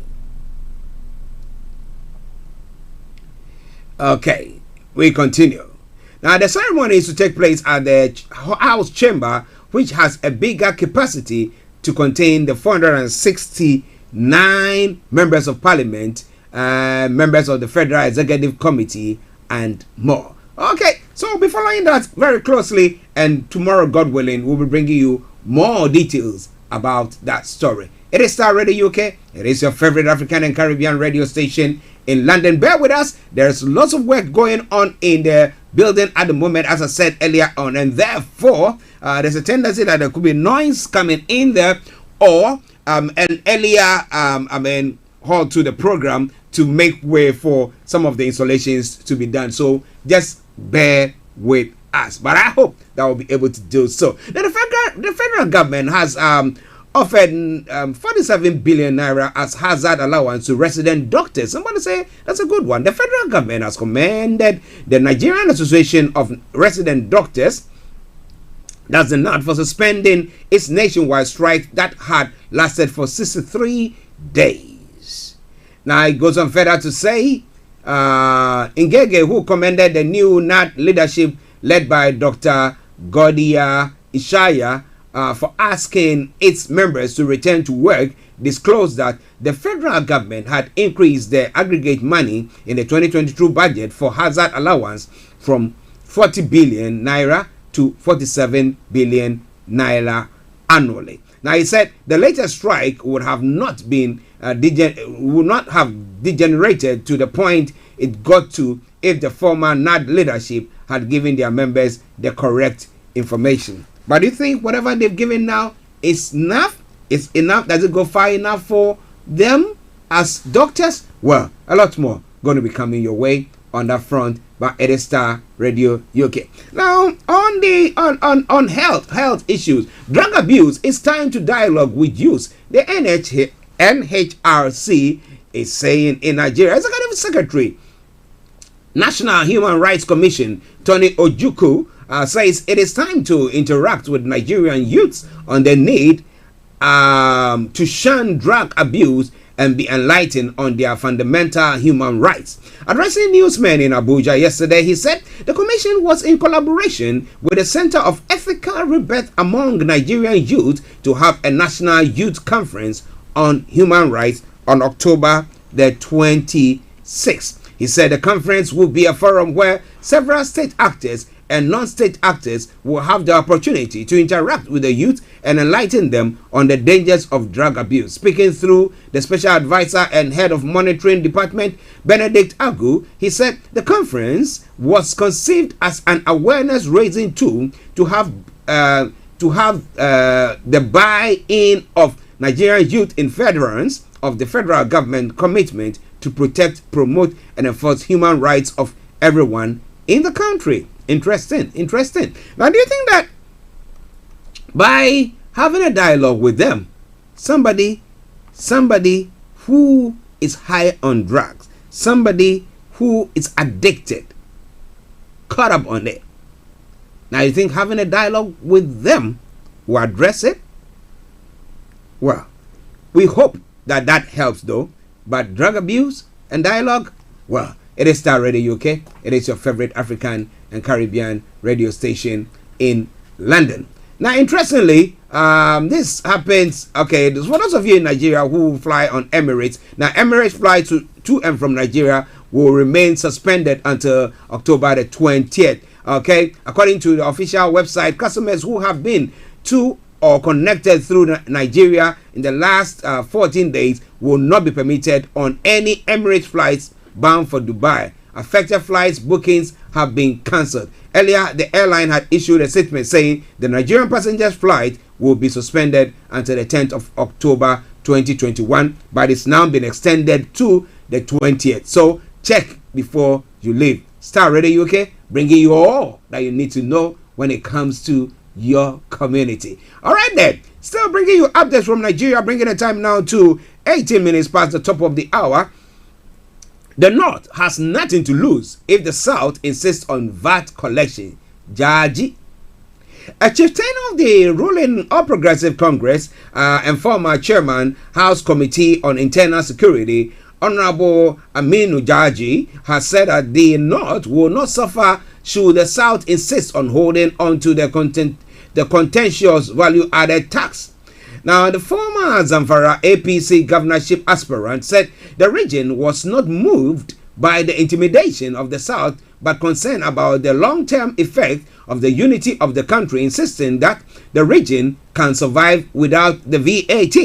Now, Rivers and Lagos governments are engaged in a legal battle with the Federal Inland Revenue Services over collection of VAT in their states, a move vehemently opposed by the federal government. Now, addressing newsmen in Abuja, the former lawmaker said northern states have started to up their game by coming up with alternatives to the VAT. Reacting to tensions being generated, the APC chieftain said, we North are only jittery of the unity, not because of what we are going to lose. We are not going to lose anything. If the VAT or the VAT is controlled by some state governors, there is nothing we not will suffer. Jaji Feda said alternative arrangements are being put in place by the North should Southern governors succeed in their bid, hinting that steps to take to cushion that effect will shock the Southern governors. Now, when our arrangements come on board, those pushing to have control of VAT will be shocked. We are arranging on behalf of the North, and if not because of the unity of the country, we are 100% ready to say, let them have the VAT, he stated. Now, so he's talking about unity here. He said that, well, stop the VAT so that there'll be unity, is it? But we know that most of the taxes that are collected in the South. But again, somebody will tell you that there are people from the North who are also in the South, also transacting business or moving business to and fro the North and the South. So everybody is caught up in it. But why is the federal government not in agreement with the Southern governors or states' introduction of the VAT? Well, it is Starr Radio UK. It is your favorite African and Caribbean radio station in London. Now, House of Reps calls for establishment of fire station along highways. Now, the House of Representatives has called for the establishment of fire stations along the federal highways across the states in Nigeria. The House urged the Federal Road Safety Corps and the Federal Fire Service to align and establish fire stations on all federal highways to ensure prompt rescue during accidents on the roads. The lawmakers also urged the FRSC to increase supervision on trucks transporting petroleum products as well as other highly inflammable products to avoid overloading and to ensure compliance with safety standards to prevent and reduce accidents that have the potential of resulting in explosions on the highways. Now, this resolution was sequel to a motion raised by Taiwo Oluga titled "Need to Establish Fire Fighting Quick Response Station on Federal Highways Across the Country," which was unanimously adopted at the plenary on Wednesday. Oluga said the House observes that despite efforts of the federal government, accidents still occur on the highways, some of which lead to fire explosion that results in loss of lives and properties. When such ghastly accidents which lead to fire explosions occur, there is often no quick response from the firefighting or road safety agency, as they mostly do not have firefighting equipment handy on the highways. The House is aware that on the 22nd of June 2021, many vehicles were burned beyond redemption after a tanker laden with fuel burst into flames on Ogere axis of the Lagos-Ibadan expressway, leading to loss of lives and properties and resulting in terrible traffic gridlock due to lack of equipment to put out the fire and evacuate the debris from the federal highway. The lawmaker also recalled a report on the 26th of October 2019 that over 115 Nigerians died as a result of a fuel tanker accident between January and October 2019. So that is a good one there. I hope that is done. But again, if it happens like where, yes, they have the fire hydrant, but they don't have the water that they can use to go quell the fire, then what is the point? So like in Ghana, where they said the fire, the tanks, what do they even call them? Yes, the vehicles were there, but they didn't have any water in them. They drove to the place where the fire was, and there was no fire, no water for them to use to quench the fire. So what is the point if they do the same thing in Nigeria? Well, maybe they'll be able to dig some pipes or something there for them. Because if you want to interstate something on the federal highway, then you have to make sure that it's somewhere close to town, so that just in case they'll be able to, just fill the tanks with water to go and quell, or the fire engines with water to go and quell the fires there. It is Starr Radio UK. Updates from Nigeria. 11:24 the time. Now, state of emergency. Malami's comment confirms insecurity politically motivated. Anambra government is saying the Anambra state government has reacted to the federal government's threat to declare a state of emergency in the state amid the recent spate of insecurity. Don Adinoba, the state commissioner for information, said the remark by the Attorney General of the Federation, Abubakar Malami, confirmed that the killings in the state were politically motivated. Recall that Malami had said the federal government might declare a state of emergency in Anambra State ahead of the forthcoming governorship election. Malami had disclosed this while addressing State House correspondents after yesterday's Federal Executive Council, the FEC, meeting. Reacting, Adunoba insisted that the recent disturbances in the state do not warrant declaring a state of emergency. Now, speaking on Channels Television, the commissioner said the Attorney General's remark was born out of politics. The commissioner wondered why the federal government had not declared a state of emergency in northern states plagued by insecurity. He said, since the renewed violence in Anambra State, which we believe is politically motivated, not more than 15 persons have been killed. How many persons have died in Borno, Niger, Kaduna, Yobe, Zamfara, even Imo, which is APC controlled, and Ebonyi, also APC controlled? Has anybody threatened emergency rule in any of these states? The question I posed. For the past 7 years, Anambra State has remained the safest state and most stable in Nigeria. What is going on here is politically motivated, and the declaration by the Attorney General of the Federation is a confirmation. I don't want us to live in denial. What prompted the Attorney General of the Federation to make that declaration is pure politics.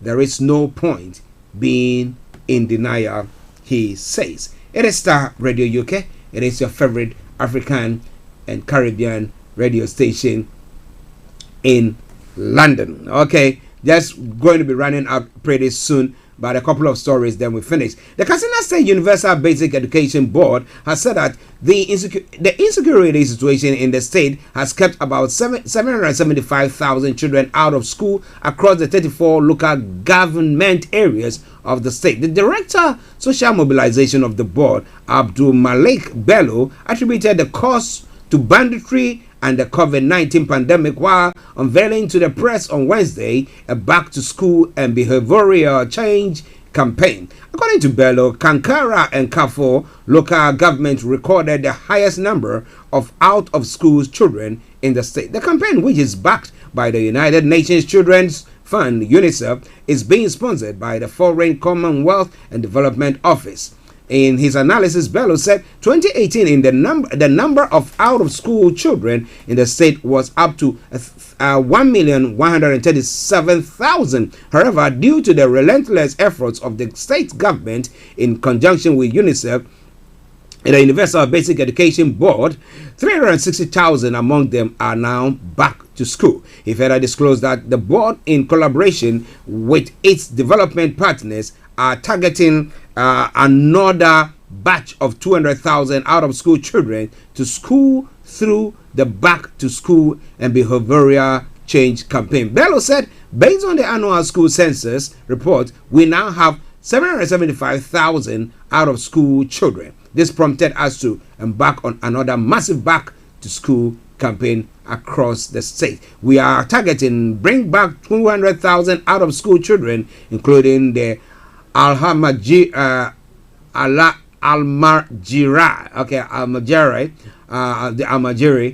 to school this year through the Back to School and Behavioral Change campaign. We hope that the Almajiri will be allowed to come back to school if everything is working there as well. It is Starr Radio, okay? It is your favorite African and Caribbean radio station in London. Now the final story. The House of Representatives on Wednesday urged the Revenue Mobilization Allocation and Fiscal Commission, the RMAFC, to increase the remuneration of the Chief Justice of Nigeria and judicial officers in line with present economic realities. This followed the adoption of a motion on the need to review remuneration of judicial officers and increase the statutory transfer to the nation's judiciary, sponsored by the chairman, House of Committee on Judiciary, Onofok Akpan Luke said. But do you think that maybe increasing the remuneration of these people will stop all the bribery and corruption when it comes to our judiciary? Well, maybe it will happen, or it will work in Nigeria or whatever other part of the continent. He said the salary of the judicial officers was last reviewed by the RMAFC in 2007 when the official exchange rate was 124 naira to $1 and the minimum wage was 5,000 naira. The House further notes that remuneration of judicial officers is partly caused by making the remuneration of judicial officers with political and public office holders in the same law. That is where I bring the updates from Nigeria to a close, but I promise you, tomorrow or during the course of the program, if Yomi happens to get the details that he wants, we'll be bringing him on at the tail end of the program. However, thank you very much for continuing with us. We're going to take a break. We come back and we'll look at some of the other stories making the rounds across the globe. Stay tuned. Don't you go away. Starr Radio UK, your favorite African and Caribbean radio station in London. Okay, enjoy this tune.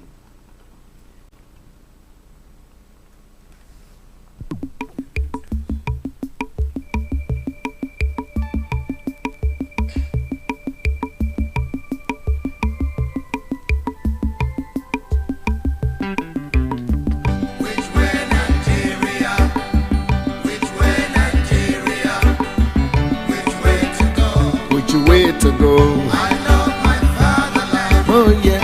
I want to know. Yes, I want to know which way Nigeria is heading to. Which way Nigeria? Which way Nigeria? Which way to go? Which way to go? I love my fatherland. Oh yeah. I want to know. I want to know.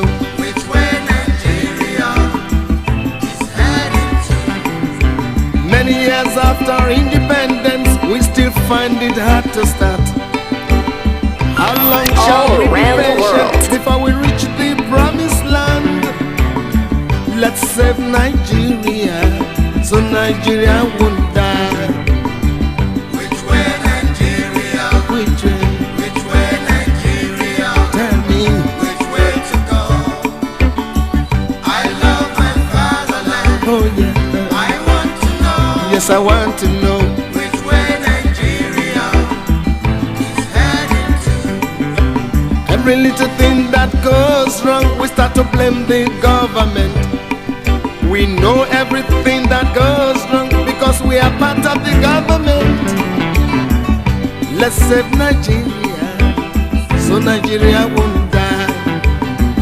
Which way Nigeria? Which way?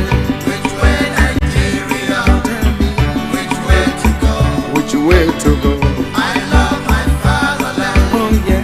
I want to know which way Nigeria Inefficiency and indiscipline is ruining the country now. Corruption here, there, and everywhere. Inflation is soaring high.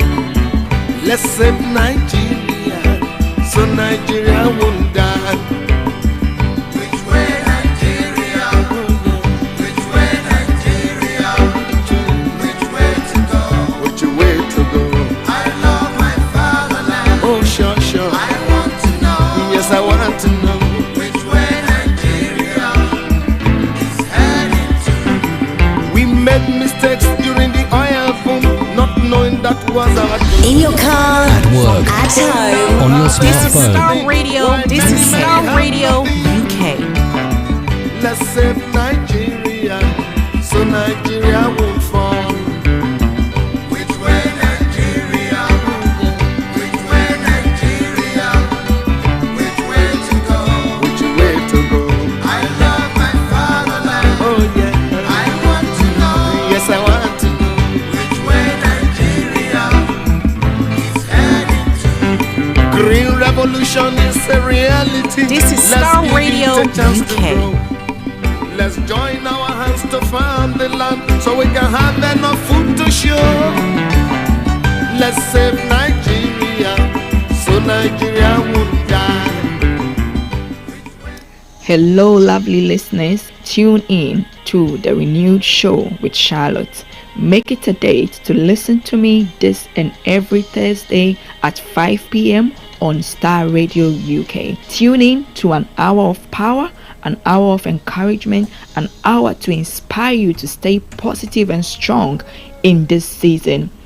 See you there and listen. Welcome back to the program. It is Star Radio UK, your favorite African and Caribbean radio station in London, bringing the time now to exactly 11:35 from the hearts of London. What is the time where you are? Add on, subtract an hour, 2 hours. Yeah, you get your time there. All right then. Now let's move on. This afternoon exactly at 5 o'clock, Charlotte Odum will be coming your way with the renewed show, and she'll be having as her guest this afternoon a very, very, very special person that I'm going to be putting her details across to you during the course of the program. But wherever you are, don't you go away. It's going to be an interesting time. So just bear with me whilst I bring you that. Okay, so she's going to be hosting Diamela Gracia. Okay. And they will be looking at We Have a Voice. We have a voice. What is a voice all about? What voice is he talking about? What voice? Everybody's got a voice. Well, Diamela Gracia is the founder of A Voice, We Have a Voice Foundation. So they'll be telling us more on that front. Okay. So it is Star Radio UK. It is your favorite African and Caribbean radio station in London. Then at 6 o'clock, we'll bring you a repeat broadcast of what took place last Tuesday on the BB Means Business show. And then after that, at 7 o'clock, KB Botsman, Vicky Newton will be coming your way with the Property Hour. Make a date with them there. All right then. It's now gone at 11:37, and I've got with me my colleague and co-presenter Mr. Frank Davis, who is also in the house. And let me say, Frank, good morning Archie, to you. Good morning to our listeners, our viewers, wherever they are. What can we say? Welcome them once again back. Yes. You see, this man has had a very nice haircut. I did. Yesterday I decided my barber actually did it for me for free. You see? I mean, he bought a new clippers and he wanted to test if it's good. Okay. For certain type of hair. And I volunteered to be a guinea pig. It came out good, so that is good. Yeah,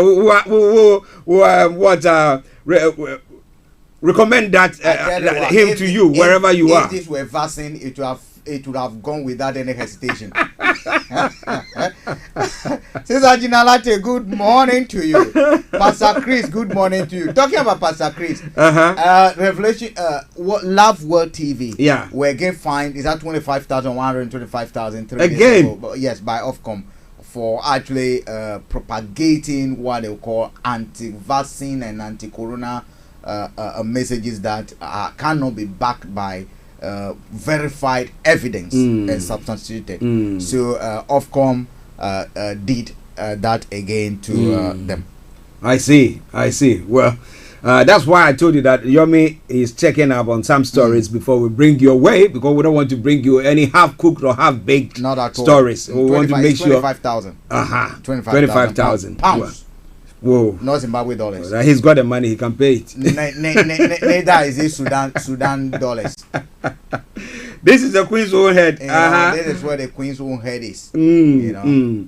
Okay. Listeners, we apologize once again. As we were saying, there have been some work going on in the premises, trying to get all the connectivity issue. We don't want it to be like when Facebook had a blackout. No, Facebook is rolling out after the upgrade. What went on? They're rolling out some fantastic features. You know, this morning I tried posting something, and you can see indication. You can turn your picture into 3D. Oh, okay. You can. I mean, some pictures have started. Up in their game. They are up in their game. WhatsApp. Now, when you start, you are about typing something on WhatsApp. Just watch to the left. There are some indications of a mountain blue or green. Hey, I need to check it out, man. But you know what? More of your advertisement strategy to take more of your data. Anyway. Okay. So some information for you on that. Okay, let's come to the UK front. Now, firms warn of price rises as energy bills soar. Yesterday, people were talking about the fact that during the Prime Minister's press conference speech, he did not actually acknowledge the pain that people are going through by just talking about skills and more money, and people are, taken aback because people who are getting up to £20 a week for the support, that is gone now, and therefore people are losing up to about 1,000. Now we're talking about price soaring, and the experts in the departments are saying that look, there is serious issue around the corner, and people have to wake up. High energy costs could put up good prices. So it's not only the energy price that is going, but the reprisal effect on other services and products that we. So it's quite a worrying time. Actually, yesterday Boris Johnson was talking about leveling up, when they were talking about Brexit and other stuff. They've been pushing one side of the argument without a corresponding, a side of it. Now, when they keep on talking about, look, we've gone on Brexit, we want to push a high wage, high productivity economy.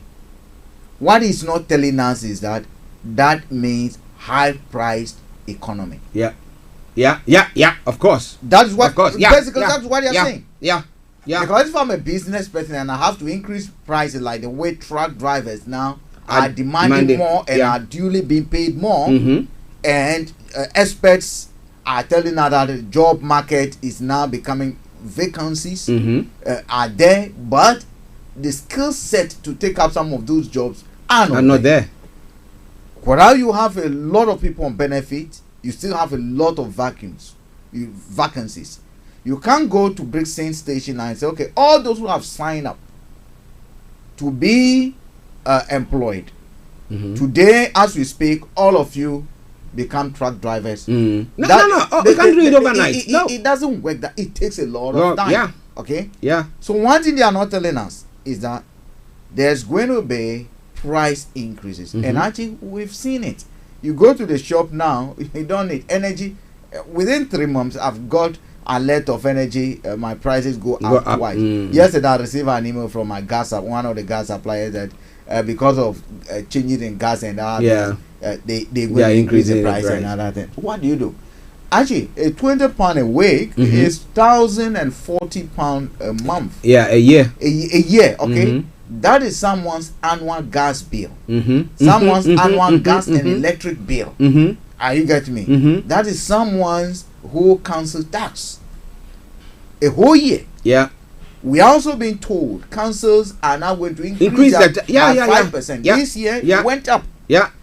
What is not going up is how much you're taking home. Yeah, that one they cap it. Even if they increase, actually transport fares are going to go up. Yeah. Everything is going to go up. So the squeeze for the what they call it, the average worker continues. And that's where we are. That's the economy they want to build for us. But my worry is the fact that look, politicians, I'm talking about Labour in this case, are not positioning themselves to be able to actually challenge and give alternative views they are not to that. positioning They're not. themselves because we have allowed it to be so. And about the right-wing media, I keep on saying the right-wing media has been, they make and unmake who becomes the leader over here. Unfortunately for us, Labour, the strategy which will be getting to the doorstep of the people, the next generation being your your backbone. Keir Starmer seems not to be doing that. Yeah. You say Australia Labour Party has a very good strategy that I sometimes admire. I've suggested even to NDC in Ghana if they can do that. You recall that a few years ago we had this anti-Islam guy who took a gun, drove and shot some youth at a camp. What they were doing, those people were Labour political activists, and what they do is that they go on breaks to actually learn about what it takes to be a social democrat. Okay. So basically, if you are a social democrat, what sort of policies will you be looking for when it comes to education, when it comes to the health sector? And then you take Center for American Progress, the same thing, linked to all the universities, linked to a lot of academic institutions. It's like an institution on its own, where in fact they were the backbone of Obama's success. Okay. So what they do is the next generation, they are able to tap into themselves. This is who we are. This is how we perceive the world. This is what, yes, it will change a bit, but this is what must underpin policies when they come to. Labour, for me, are not doing what they should have been doing. Momentum, for all the negative you can call it, had that force, had that advantage on their side. That is one thing Jeremy Corbyn brought in. So one day castigating Jeremy Corbyn, he was a demon of Labour Party or whatever it is. They're not looking at the other side that the momentum brought, which was to capture the attention, the imagination of youth who are looking for a better future. I get it, and that's what Labour is failing to do in my view, and that will cost them a lot. Because I'm looking at. I said this is an opportunity. If Labour had put this house in order, because there could be everyone from the truck drivers to the high. They could have been striking each one, and they are not making the arguments as they should make them. They still rely on the media that is against them. I ask a question. If you take LBC for instance, LBC is everywhere. Did you say LBC with a desk at Brighton broadcasting Labour? No. But they were, the French and they say they are in Manchester. Carrying it live, right? They will tell you, well, the Prime Minister, all the ministers are there and other things. But the most important is that it's a right-wing media. Okay, listen to Starr Radio UK. Well, Sister Gina says, well, we are going back to Ghana. If they are going to be increasing prices and stuff like that, then the best way is that we go back to let me remind Sister Gina that when our prices over here are going up, Ghana's is doubling. The price of kinky has doubled.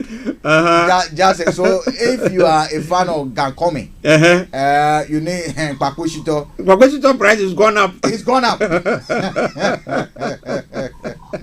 Okay. We've got our Kojo D who has also joined us. Kojo, good morning to you. Good morning, Archie and Frank. Yeah, how are you? Great, I'm alright. Great. Frank has a new hairdo. Feeling good. Good. You know, I'm feeling wild. I'm not feeling good. That's great. Okay, now a quick one from the price increases that is going on. The Prime Minister's conference speech as well that was given. I don't know whether you followed it, and then as you know, Boris Johnson, he is a smooth talker. He is cast in the image of described by President Biden as a clone, a physical clone and a mental clone of Trump. So he excites people. But more seriously, I think he didn't say much. His talk was short. Of course, that is how his style is. He tends to be more into making jokes. Yeah, and, catching headlines and just leaving the country. Exactly. That's how he tends to do his things. And I think for some people, they like it that way, and people could be taken aback with a lot of that bluster. Yeah. I quite remember when he was London mayor, to be able to win the elections to become a London mayor, he touched on things that people, who had been talking about, and none of those happened. Yeah. And of course, people were not even analyzing some of the things he was saying. Some were impossible for him to do. He talked about amnesty for undocumented migrants. Yeah. If you put it that way. Yeah. In London. I remember. In London, and so many people jumped at it, but he couldn't have done anything in a million years as a London mayor about it. There was no way, because that is a national policy. And he wasn't even in the houses of Parliament. He wasn't in the Commons to even make a case. But again, people bought into that, and it's just so many of people within the migrant community throwing their vote behind him. So that is how he operates. Simple as that. He operates within a style where he's able to cut across to people. Some people will say he doesn't come across as a serious politician, but well, if you're a politician and you tend to be very serious on the platform, how many people will see you? They only see that your face is not nice. Every time. So much of what you talk about jobs. Let's put it this way: it's going to take a heck long time to develop the skills that they need for the kind of economy that he's talking about. For a high-skilled economy, high-earning economy. It's not going to be a 2-year, 3-year, No. We're talking about 10 to 20 years. Exactly. I mean, because if you're talking about training specialists in solar panel engineers, how long does it take to train them? It's not going to take 6 months to train them. So it's a long project, and it's going to be a hard time for many people. You talk about leveling up. I mean, is it leveling down? Much of the jobs being lost is right here in the south. In London, and London we know is the engine of the economic growth of the United Kingdom. And if you're leveling up in the north and you're leveling down on the south, then what are you doing? Exactly. So I don't know how they're going to fix it. To talk about labor, I mean, and Jeremy Corbyn and Momentum was there. Jeremy Corbyn was there, but Conservative took 80-seat majority. So that wasn't Keir Starmer's doing. That was Jeremy Corbyn's era. They took 80-seat majority. The only time they came near to really winning the election was Theresa May.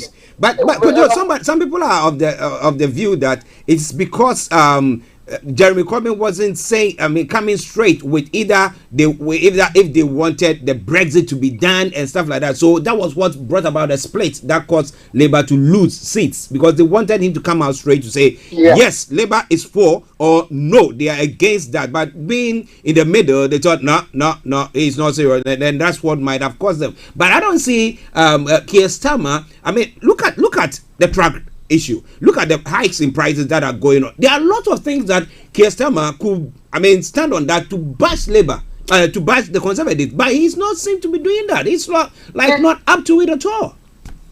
Somebody will say it's in the early days. Early days. I'm sure they have a strategy, but much of the time has been eaten off. Much of his leadership has been eaten off by the pandemic. But let's put it this way: being very, very practical. They need to overturn the 80-seat majority. How are they going to do it?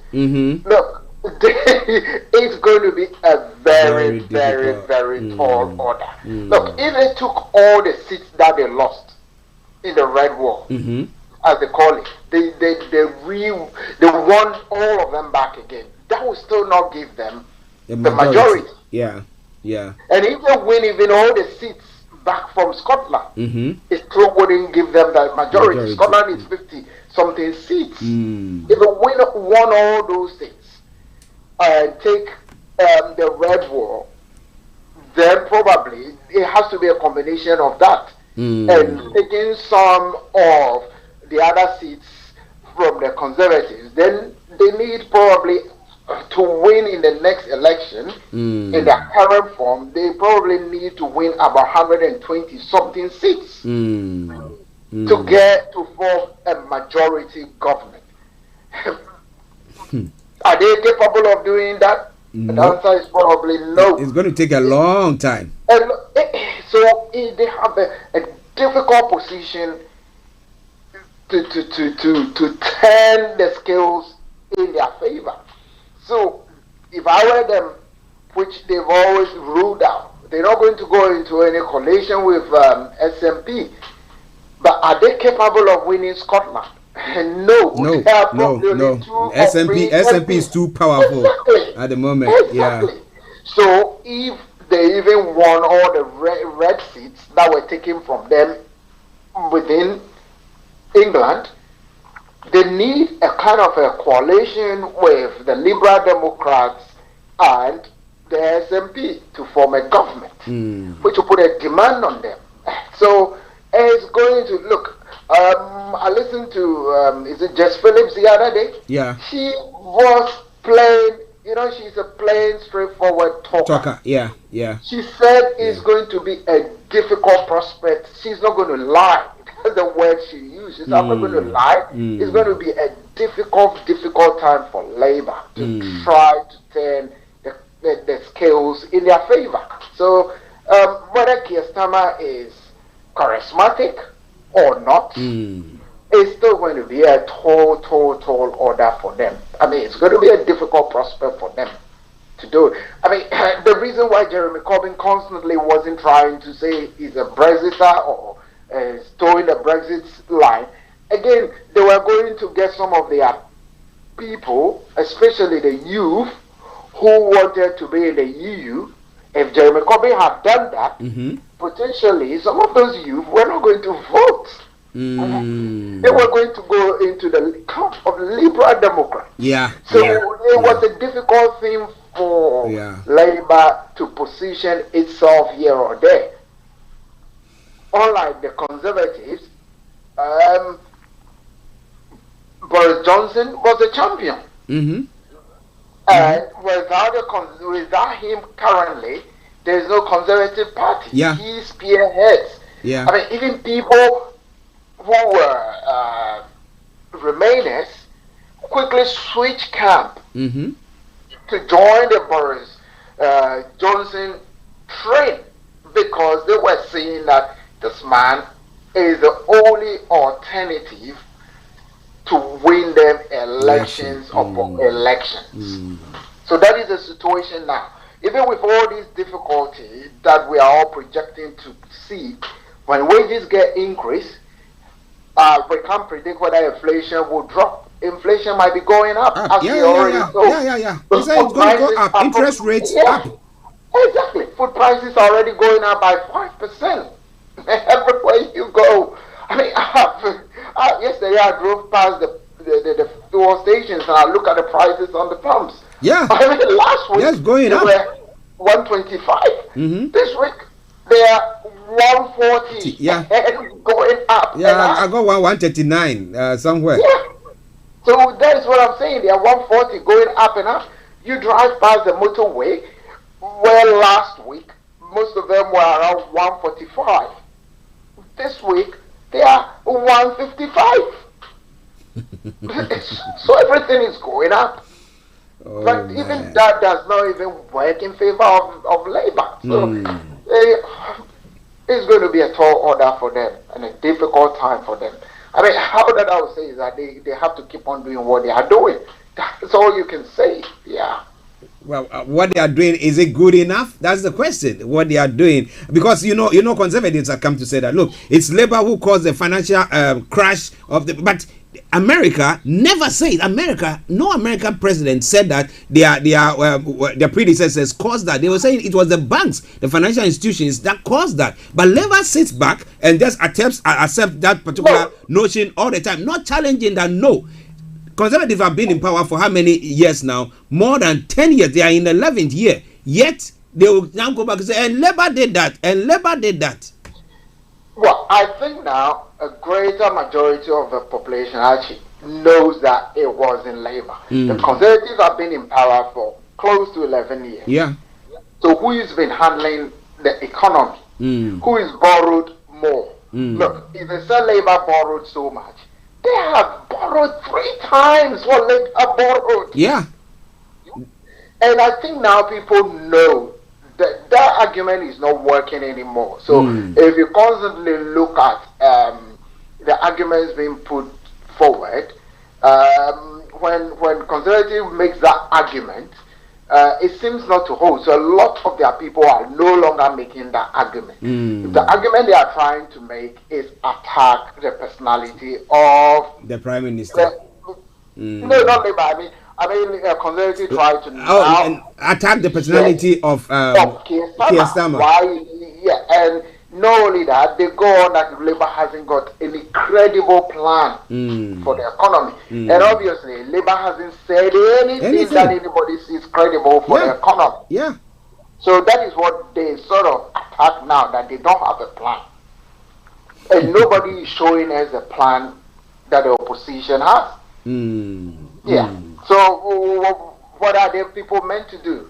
They go with Boris Johnson, whether his plan, and now he's in the good books because fellow help people keep their jobs and kept income flowing. So they entered the good books of the population. Yeah. Yeah, during the lockdown, see money that have been flowing, the fellow and all those. Exactly. Well, listen at Starr Radio UK. 12 o'clock the time now. Sister Gina Latte says, well, Labour has to start from somewhere. They need to start from somewhere. Of course, they need to put their house together to see where they are going to start from and be a formidable opposition where we know that at least they'll be championing the cause. If they cannot even win, at least we know that they are working as an opposition. All right then, Starr Radio UK. Now, the lines are open if you want to join us as well. It is 0208-133-2257 or 580208-133-2257 or 58. If you're in the US or Canada or the Caribbean area, it is 001-718-303-2737, 001-718-303-2737. You can also text or WhatsApp us. It's 0753966174, 0753966174. Our Twitter handle is Starr Radio UK and email address is info@starradiouk.com. With me on the line is Kojo D and I'm Archie here. Okay, as I said, there's some work going on, so we'll do our best. We're doing our best to minimize the noise that is going on. If they say that now it's time for them to maybe get into our space, then we might have to bring the program to a close. But until then, we'll continue with the show as we are doing at the moment. All right, then. Let's move on straight to the African continent. And apartheid icon, anti-apartheid icon, Desmond Tutu turns 90. I thought that, well, he's lived life. He's lived life. Events are being held in South Africa to mark the 90th birthday of the Nobel Peace Prize winner Desmond Tutu. He is expected to attend a service at St. George's Cathedral in Cape Town, where he served as the country's first black archbishop from the 1980s. The Dalai Lama and Gracia Machel, the widow of the late President Nelson Mandela, are among those due to take part in an online lecture in his honor. Although he largely withdrew from public life more than a decade ago, Desmond Tutu is remembered for his leading role in denouncing white minority rule in apartheid-era South Africa. More recently, he has spoken out against corruption and xenophobic violence. Well, we say happy birthday to him. But Kojo, he's been one of the in the time where the clergy have been having a lot of bashing especially when it comes to abuse, child abuse, and all this and that have gone on. Desmond Tutu is one who has flown a very good flag, or raised a very good flag, or championed a very good cause. What do you think? Well, he's a tower in South African politics. Let's put it that way. He's a noble gentleman, if we put it that way. And he's done a lot for South Africa. So at his 90th birthday, I think he deserves, well, definitely he's a national hero. So I think there should be a national celebration for him. He deserves it. He's done a great lot. I mean, he's used his voice as a preacher, right, to drive home the need for equality, to break down the barriers of apartheid South Africa. And when he was even retired actively from his pastoralship, he still continued with the work of fighting for equality for all people in South Africa. It wasn't only fighting for the breakdown of apartheid, but equality for all people, irrespective of their background. And as you just said, when all the xenophobia started in South Africa, he was a voice that many respected because he spoke against it. And rightly so. I think the man deserves great honor. He deserves to be honored nationally and internationally. And he's not only made impact in South Africa, but if you come to this side of the world, he's also made impact here. He went to school in the United Kingdom, which you probably already know, King's College, which is King's in the university. And people really know him there. So he's done a great work. That's why I could really say. And again, his voice is being still echoed. Even in his 90th year, it's still being echoed. What he stands for, the changes he stands for, the things he wants to see happen. People can still hear it today. Or albeit he's a bit tamed because of age. Okay. Happy birthday to him once again. It is Starr Radio UK. Still on the African continent.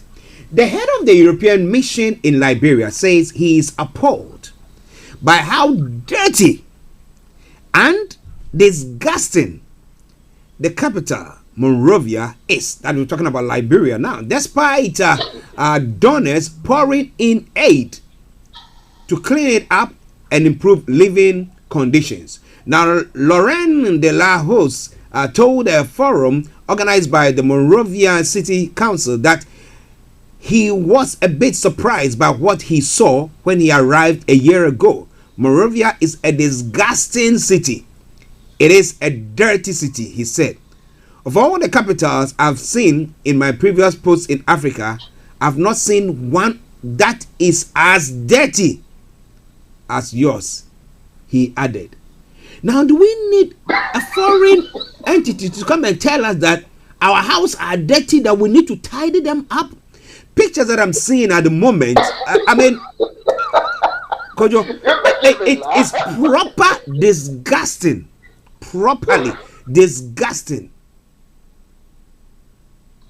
Well, if the president drives, if the president drives through the city and see that death, is he happy? That's the first question I'm going to ask. That's right. Is he happy really to see his city so full of filth and nothing being done about it?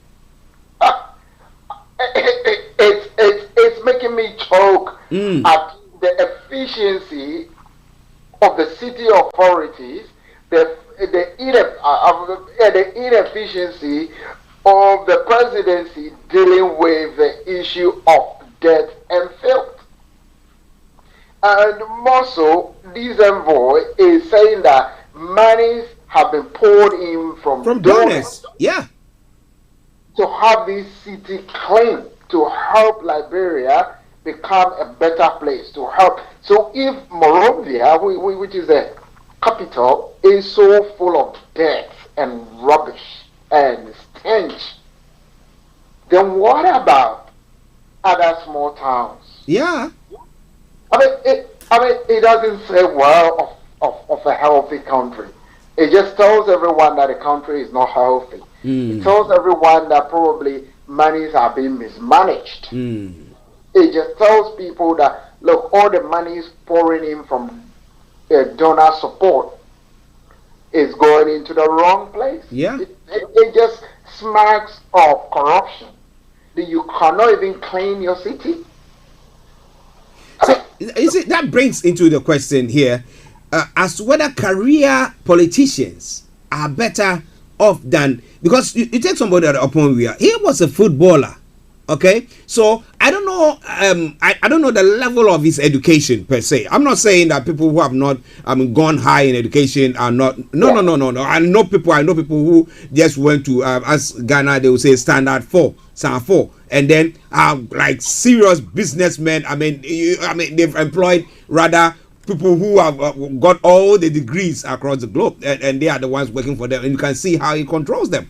But for him, I mean, he was sort of a hope for Liberia, but what I see now is like a proper disappointment. Well, let's put it this way: the president has people around him running a country.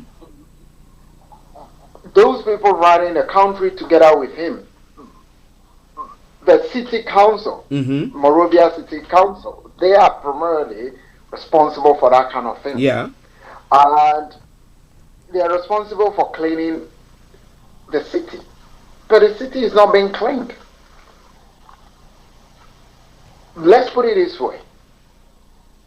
Whether the president is inefficient or efficient, what about all the team around the president? Are they all inefficient? It's just corruption. That is what it is. Nobody cares. Look, nobody cares about the mountains of rubbish being piled up.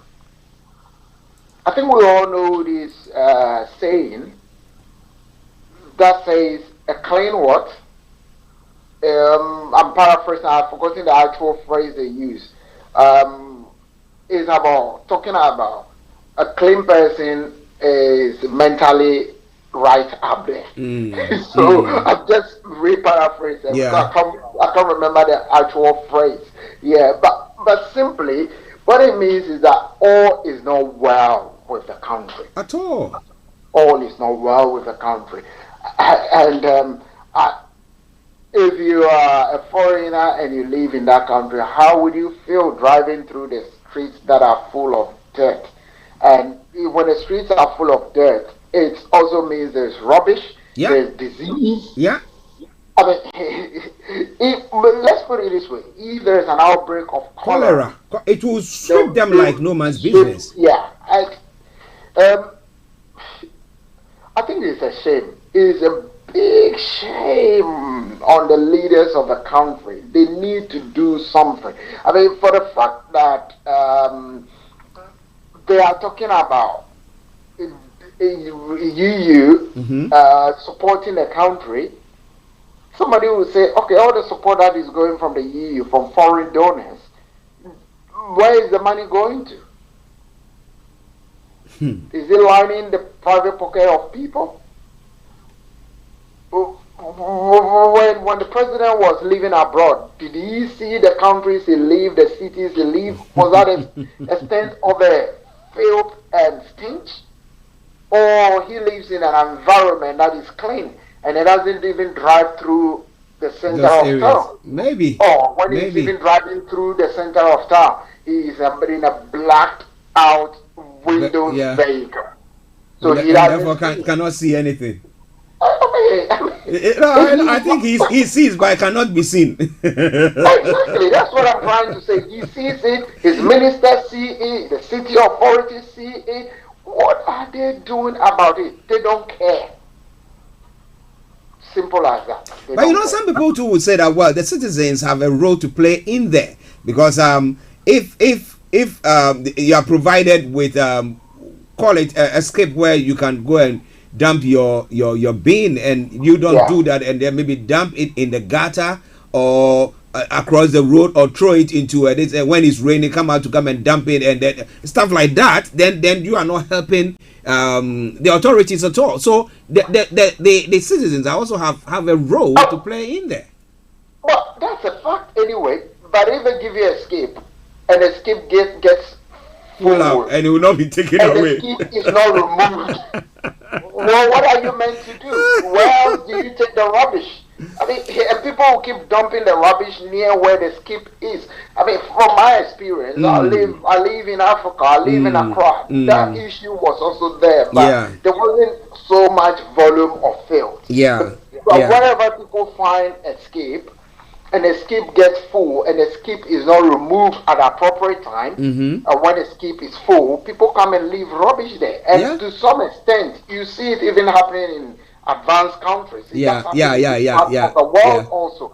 But the only difference is that rubbish is removed on time. So that in advanced countries, so that filth doesn't build up. But in that situation, the rubbish is not being removed. So it builds on and kept building on and kept building on, months upon months.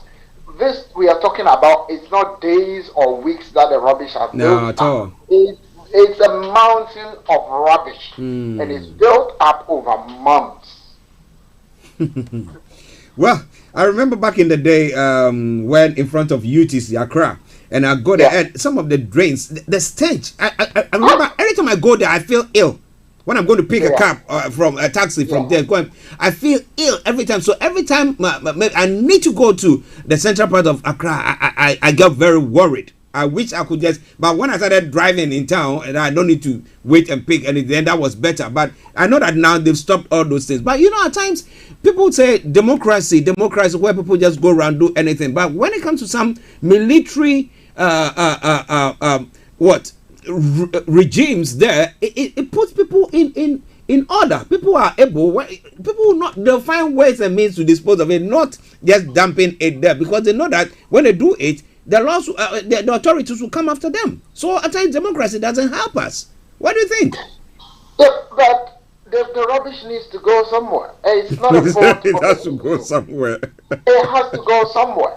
So if it's nothing to do with democracy. I mean, what the military people were doing those days, they were terrorizing people. Look, they were not even providing the infrastructure for people to throw away their rubbish. Yeah.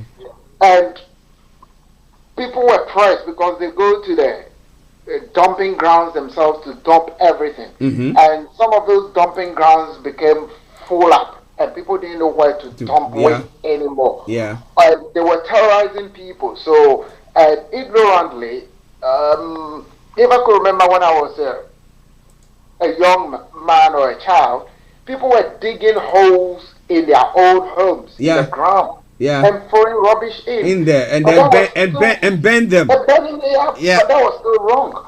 Because what was happening was that rubbish, with all the toxic that is being burned, was seeping into the water table in the ground. Yeah. Was that right? No, it wasn't. It wasn't. I mean, if it was just food being thrown in, let's say just food, that would not damage the environment. Yeah. Because that is just vegetable food. Yeah, decompose nicely and then. But if they throw in the kind of rubbish people were throwing, obviously they were not decomposing, so they were burning them. And that was dangerous more to health because they didn't have anywhere to throw the rubbish. So the only solution they had was to dig a pit in their homes and do that kind of thing. And we had the town council people also coming after you. Exactly, to inspect people's houses. And if they see that being done in a house, there's a fine. Yeah. So people did it at the back of their homes where the council people couldn't come into the house. Yeah. Oh man. So that is the problem of a poorly run country. In Liberia's case, it's a problem of a country that is not being run effectively. And that is one of the things that gave rise to the previous coup that led on to become a civil war. And same issues are repeating themselves. So what do you think? I don't know. Honestly, I don't know whether they will have to take on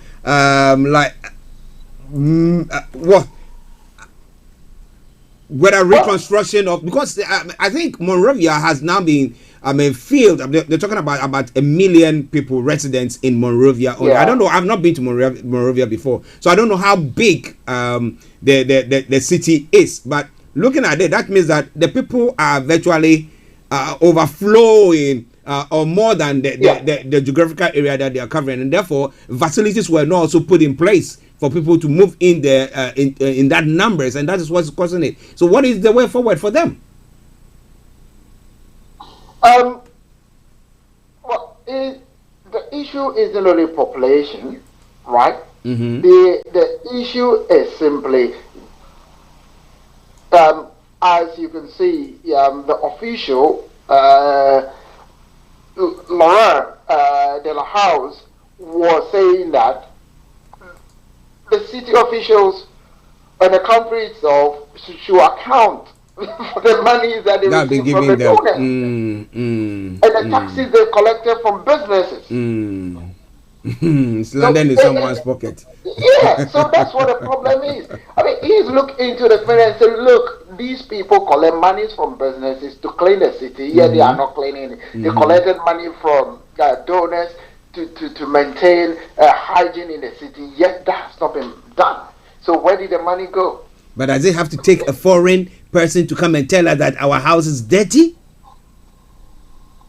Well, the issue is that if a foreign person lives there, or the foreign person made a travel through that country, he can say whatever he wants, because he will not be chased out of the country. Yeah, he can't be. Citizen.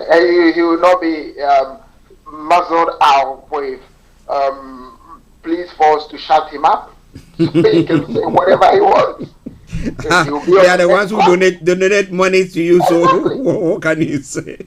Exactly. I think it's a poor indictment on them. I mean, at the end of it, what he is saying is that the country is corrupt. Yeah. The monies that were given to them, they've not used the money for the reasons the money were given them. They've diverted the money. And sadly to say, that is the problem of a greater part of Africa. Countries. Monies that are given for specific projects are diverted. You're right. To other things, either to other people's pockets or wherever they divert them to. So that is the situation. So in some fairness, he's using the rubbish to make a case of corruption. Exactly. Yeah. Okay, listeners, 1221 from the hearts of London, Starr Radio UK, the voice of Kojo Dake. It's South London. I'm Archie, and we are looking at some of the stories making the rounds across the globe. Okay, like I said earlier on, this afternoon is at 5 o'clock. We'll be having the renewed show, and Charlotte Odum will be hosting the one and only Bamparam, Diamela Gracia. Okay, and she is the founder of We Have a Voice Foundation. What voice are they talking about? Everybody's got a voice. So what voice are they talking about? He said their topic today, we have a voice. So join them and let us know what voice they are talking about exactly at 5 o'clock. All right then. But now let's continue with our discussions on this morning's the Thursday edition of the morning show. Moving on to Guinea.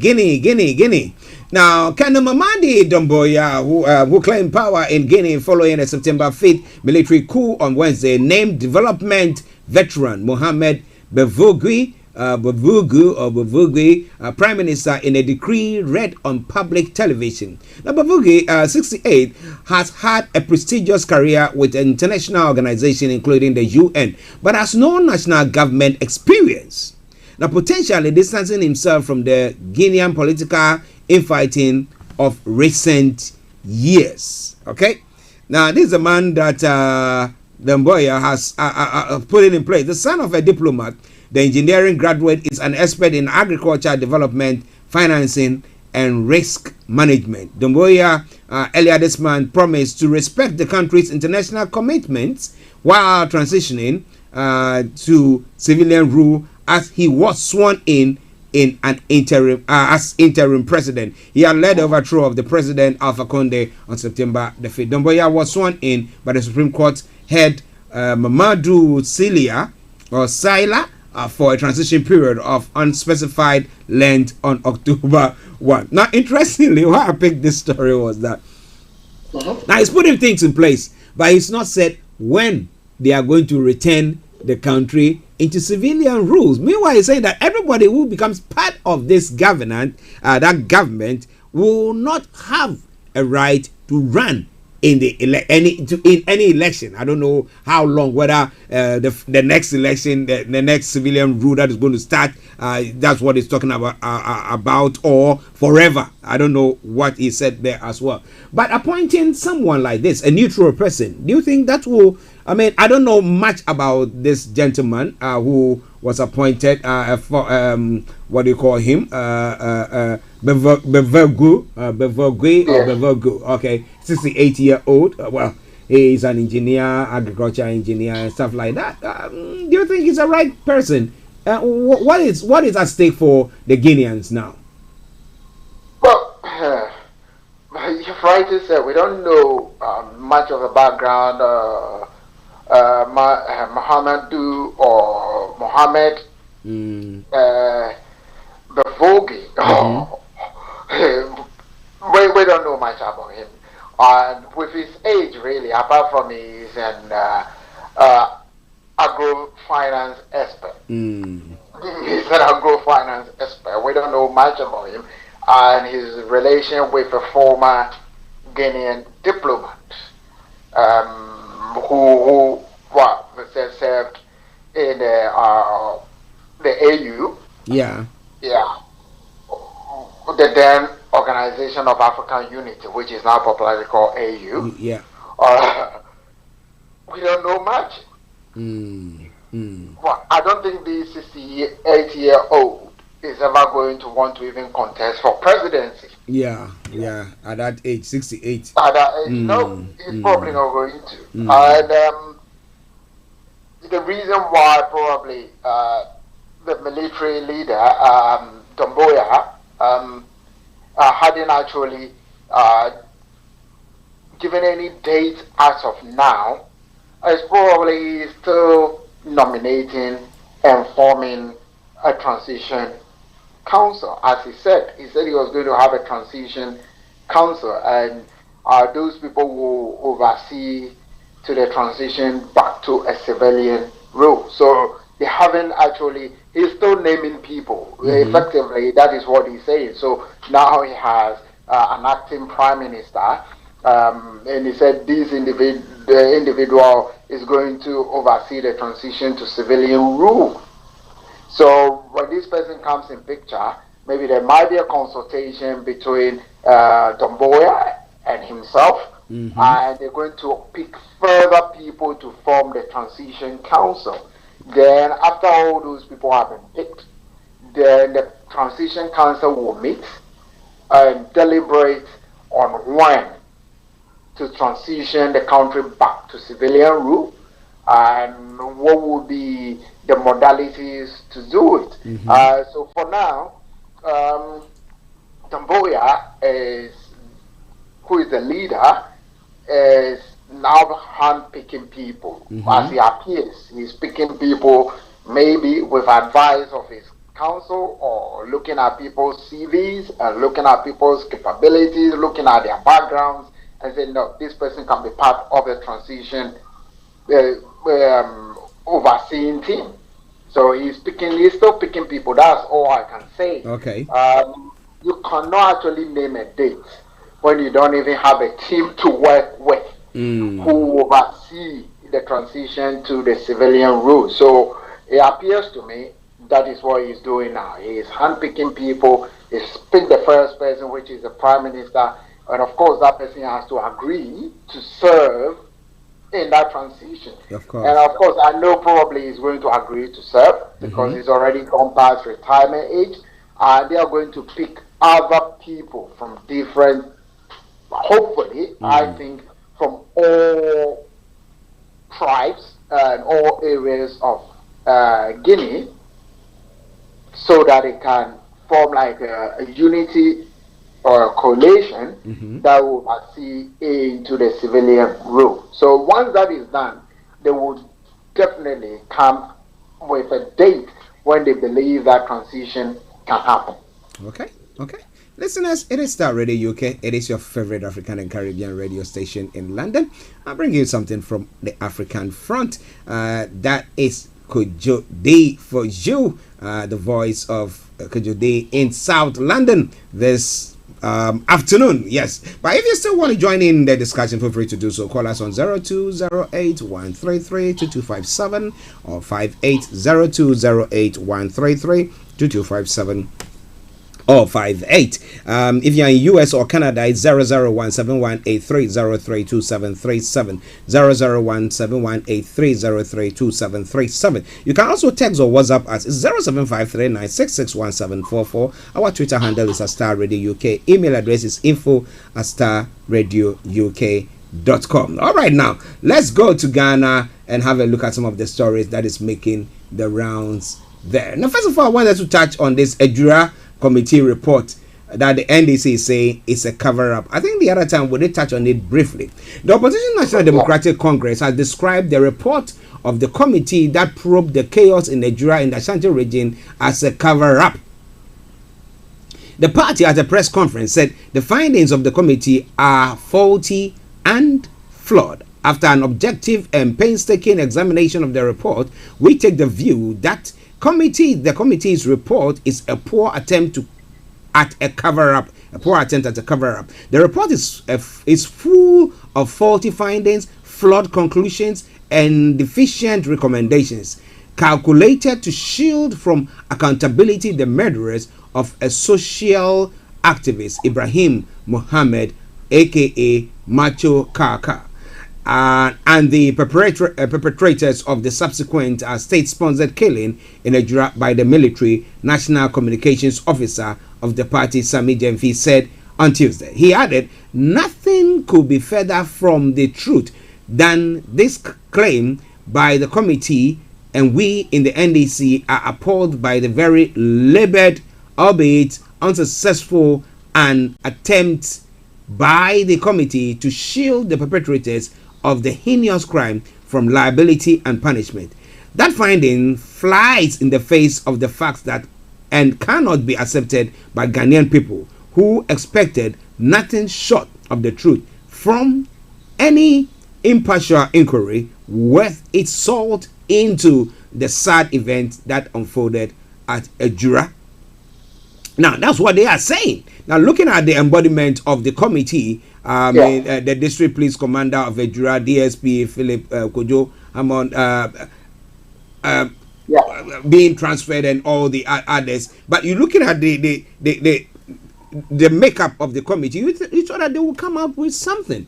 But why, again, I look at things in a different perspective, thinking that if government know that there's something that no matter what you say as a government, knowing that you will try to do things to protect yourself and your image, you bring the best bet is to bring maybe the opposition in there so that at least everybody knows that it was a fair representation and therefore any conclusion could be adhered to. But they didn't do that, and now this is going to bring about serious repercussions when it comes to the NPP and the people in Ejura.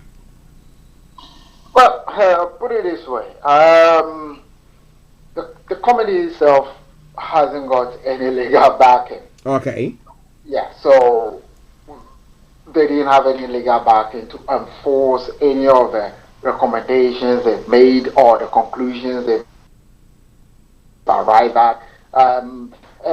But it's become a political contention. So you have to understand why it became a political contention. Because Kaka was being described as someone who was opposed to the government. Yeah. and some of the doings of the government. So that is why the opposition had actually stepped in to, and of course, everything done in Ghana at the moment is all bordered around politics. So whether they brought in members of the opposition to form part of the committee, I am sure that if any outcome, well, I'm not talking like an MPP person anyway, I'm sure that they're going to say any outcome will be rubbish by the opposition. I mean, some of the people who sit on the committee, even if they were NDC members, they will be seen as traitors. So this is not going to go away. That is what I'm trying to say. It's never going to go away. It will rumble on and on and on and on. More especially when there are different angles to the story, when there are different twists, when some people try to malign other people, and some of the people on the panel were not even accepted, on the panel of the committee, weren't even accepted by the town folk in Nigeria. And of course, at the same time, and the NDC supporters also waded into the whole thing. So from onset, people thought it's going to be a flawed conclusion. So, and the ruling members of the ruling government also thought we're doing the right thing. So it's just going to rumble on. It's not just going to stop. But like we all agreed the last time we had a discussion, some of the conclusions that we arrived at, we don't expect them to have arrived at that kind of conclusion. I mean, it doesn't fly in our face, if I put it that way. Yeah, so if it doesn't fly even in the ordinary person's face, was it their MP in the region who also said the conclusions of the committee were not really accepted by the people of Nigeria? So you can understand where NDC too is coming from. And so NDC is capitalized on the flaws of those conclusions and some of the things that we arrived at to drive down their point that, look, this has been done wrongly. We don't accept it. And I don't know what the government is going to do after that. Either they appoint a new, and people think the government has a form in moving people around when there's an issue. Okay, if you remember the issue about CTFM, journalists being assaulted and molested, by national security officers. What happened? Somebody was transferred. So basically, that's what people think. That look, if you transfer somebody who is in the center of the whole thing, is problem solved. Exactly. So that's what the thinking of people is, that anytime there's an issue, government tries to move the person in the center of the whole blow up to another place. And at the same time, people who strongly support the government will say there's nothing wrong with it. If that is a problem, remove the problem. So, there's nothing that the government is going to do at the moment. Just being honest, that's going to make people happy. Okay. There's nothing. Well, listeners, what would you think about this committee's recommendations and the stance of the opposition party in Ghana? Do you agree with them? Let us hear from you. Okay, now one other story that's making the rounds in Ghana today. Interestingly, this LGBTQI issue has been going on. We've had some MPs who are speaking for, some who are saying the rights of people have to be respected and everything. But the Christian, the clergy have now involved themselves in it, and now in the forefront we have the Church of Pentecost, who have come out emphatically to say we will campaign against MPs who reject anti-gay bill. That's what the Church of Pentecost is saying. The Church of Pentecost has warned that it will campaign against any parliamentarian who votes against the anti-gay bill. According to the Church of Pentecost, members of the parliament are elected not only to enact laws but also protect the value and moral fiber of the country. Now, General Secretary of the Church of Pentecost, Apostle Alexander Kumilabi, in an interview said that the church had the numbers to fight the normalization of same-sex relationship and also campaign against any MPs who occasion homosexuality. Some say the church coming to the forefront of this campaign once again. The Church of Pentecost is 10.3% of the Ghanaian population, so they were about 10% of the population of Ghana, who they think that they can use their muzzle to flip elections. Now, under such circumstance, now we live in this part of the world where you cannot, you dare not. That is homophobic. You can't do that. Yeah. But back home, with the development and everything that is going on there, for the church to take that stand now, do you think that is going to warrant well for them, or there's going to be a backlash from community? How is it going to pan out? Well, I'm sure you know Ghana, you know Nigeria, you know most African countries, even Uganda, Kenya. I'm finding it very hard to, maybe because I live in this part of the world, I'm seeing it in the light of people legislating against morality.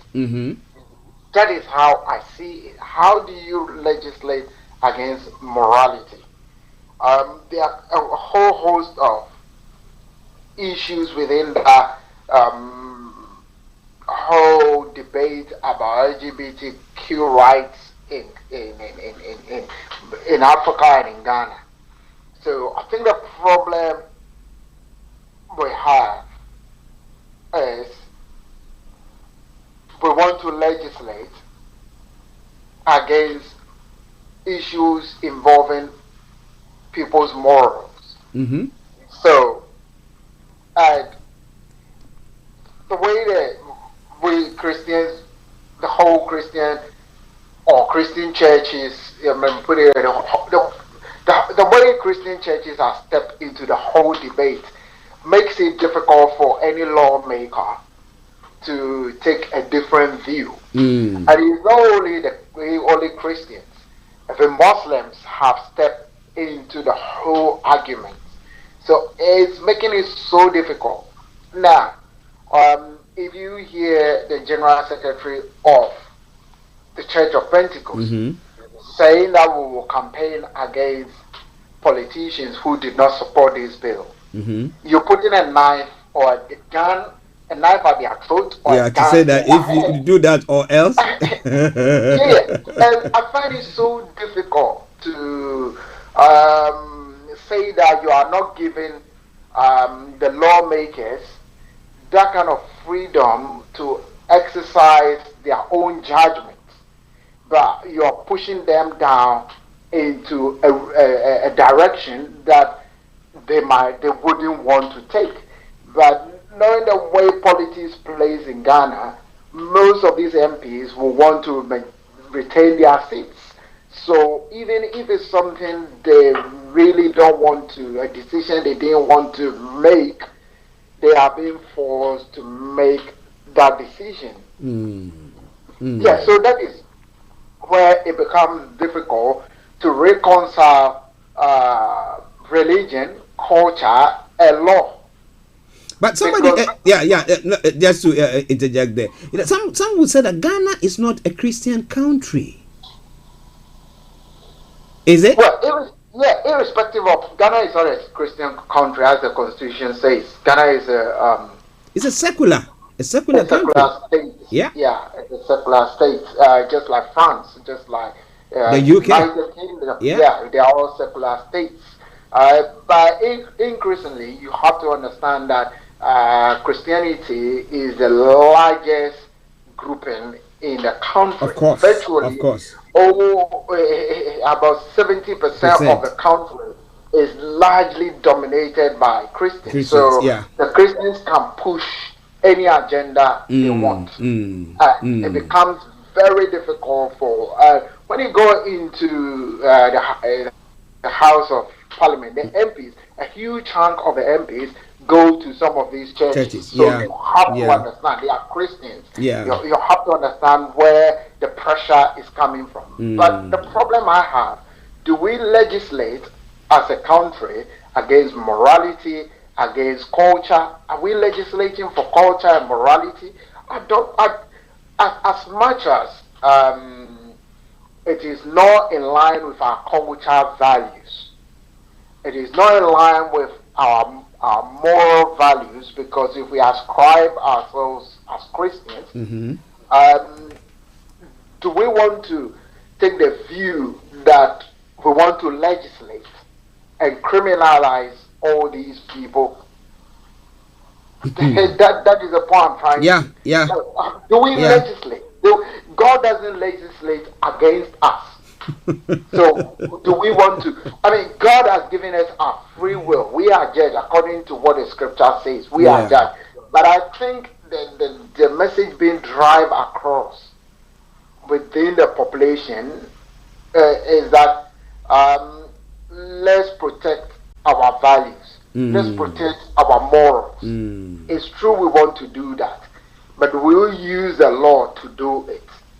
If we're going to use the law to do it, then why haven't we used the law to stop prostitution?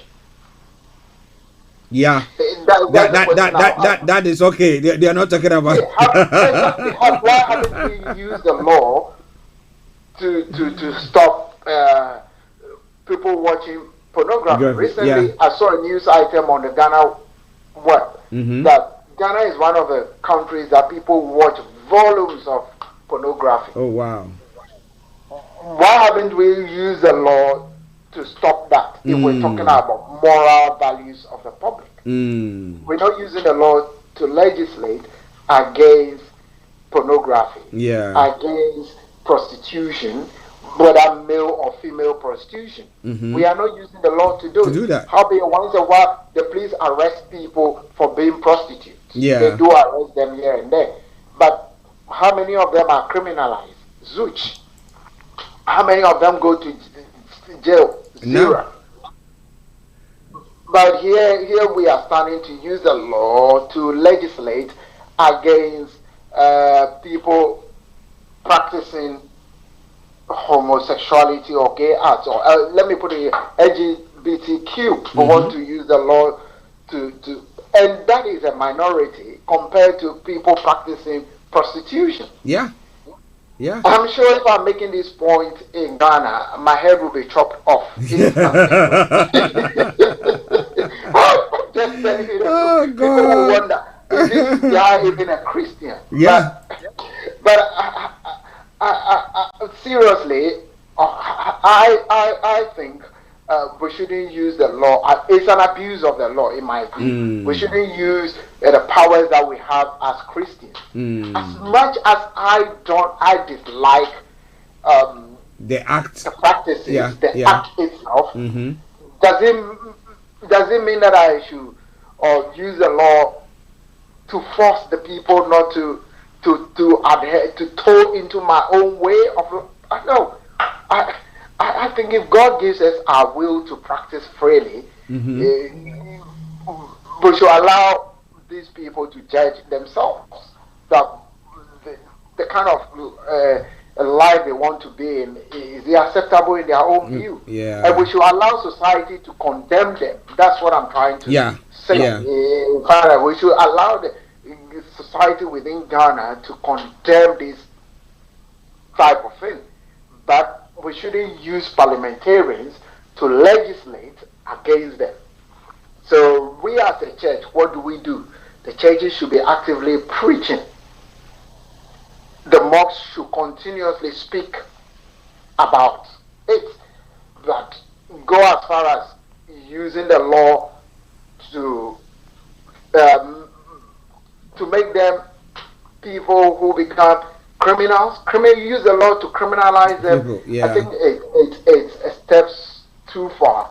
Church of Pentecost wading into it. Pretty soon, the Catholic Church is also going to get involved. Trust me. And all the other organizations, including Muslims, are all going to get involved. Because we know the Church of Pentecost is the biggest congregation in Ghana, and they hope if they have 10% of the Ghanaian population. Then you can imagine the influence, the will. Yeah. And once they begin to back, the Muslims will also be back. Yeah. And it's going to take a different dimension. And it's not a time to be an MP. It was voted on that. But why would I want to vote and my name will be put out in public? Yeah, that you are anti, you are the one who... Exactly. If you want your peace, you just vote in favor of the...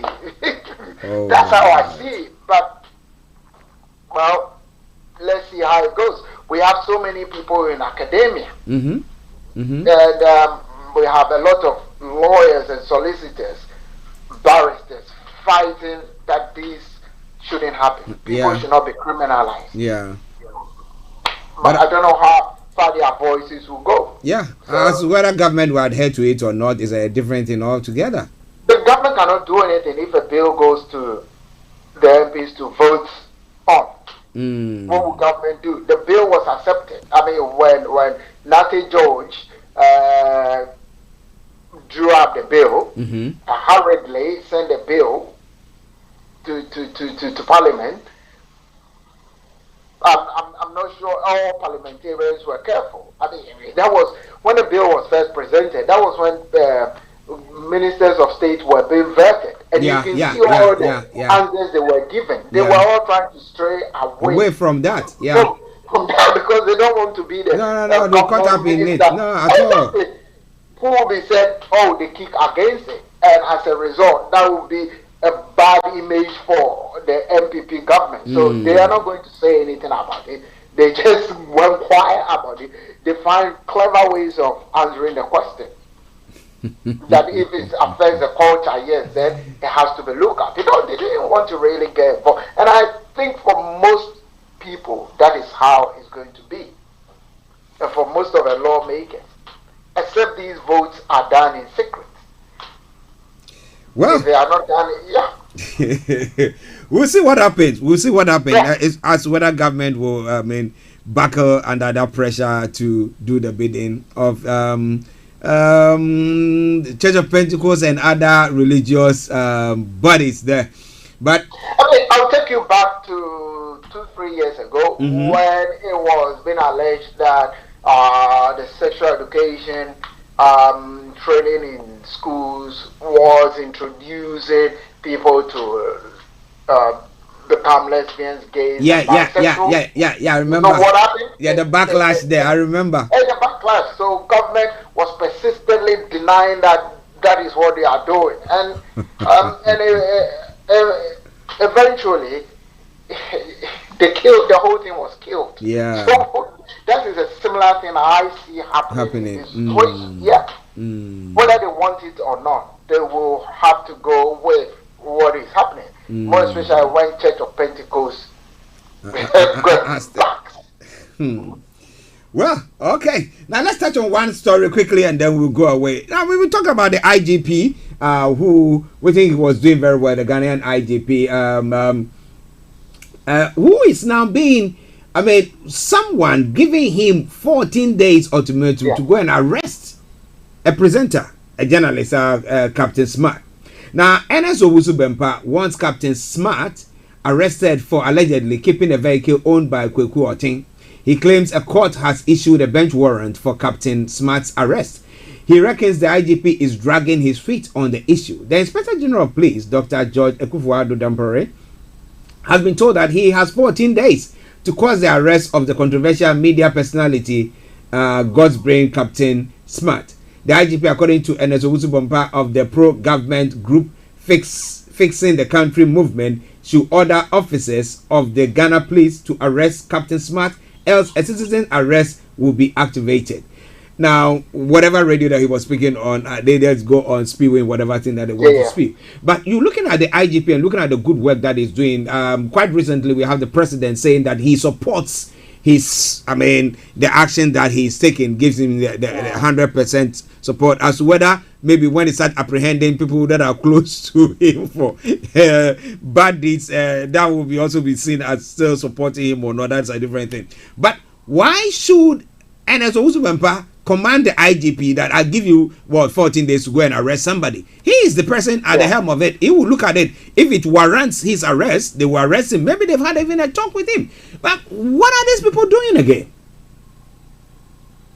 The thing is that if it's a bench warrant to arrest him, is it a responsibility of the IGP to go and arrest him? The court issues it specifically to either the police station that he was first, the case was reported, or so that is how it works. The IGP wouldn't instruct for his arrest. That is seen as an abuse of power.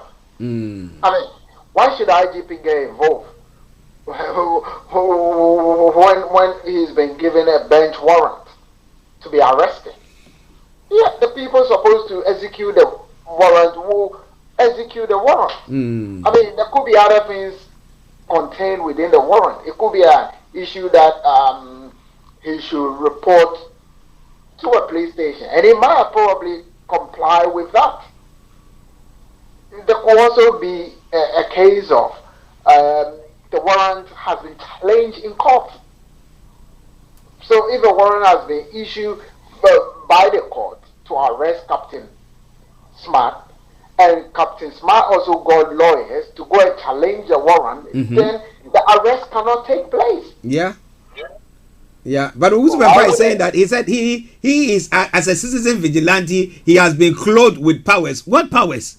Ghana, do we have any group? Breaking the law. You can do a citizen arrest, but when you do a citizen arrest, you cannot execute a citizen arrest because you think somebody is guilty of something. A warrant. Look, if I walk on the street and I see crime happening, I can execute a citizen's arrest.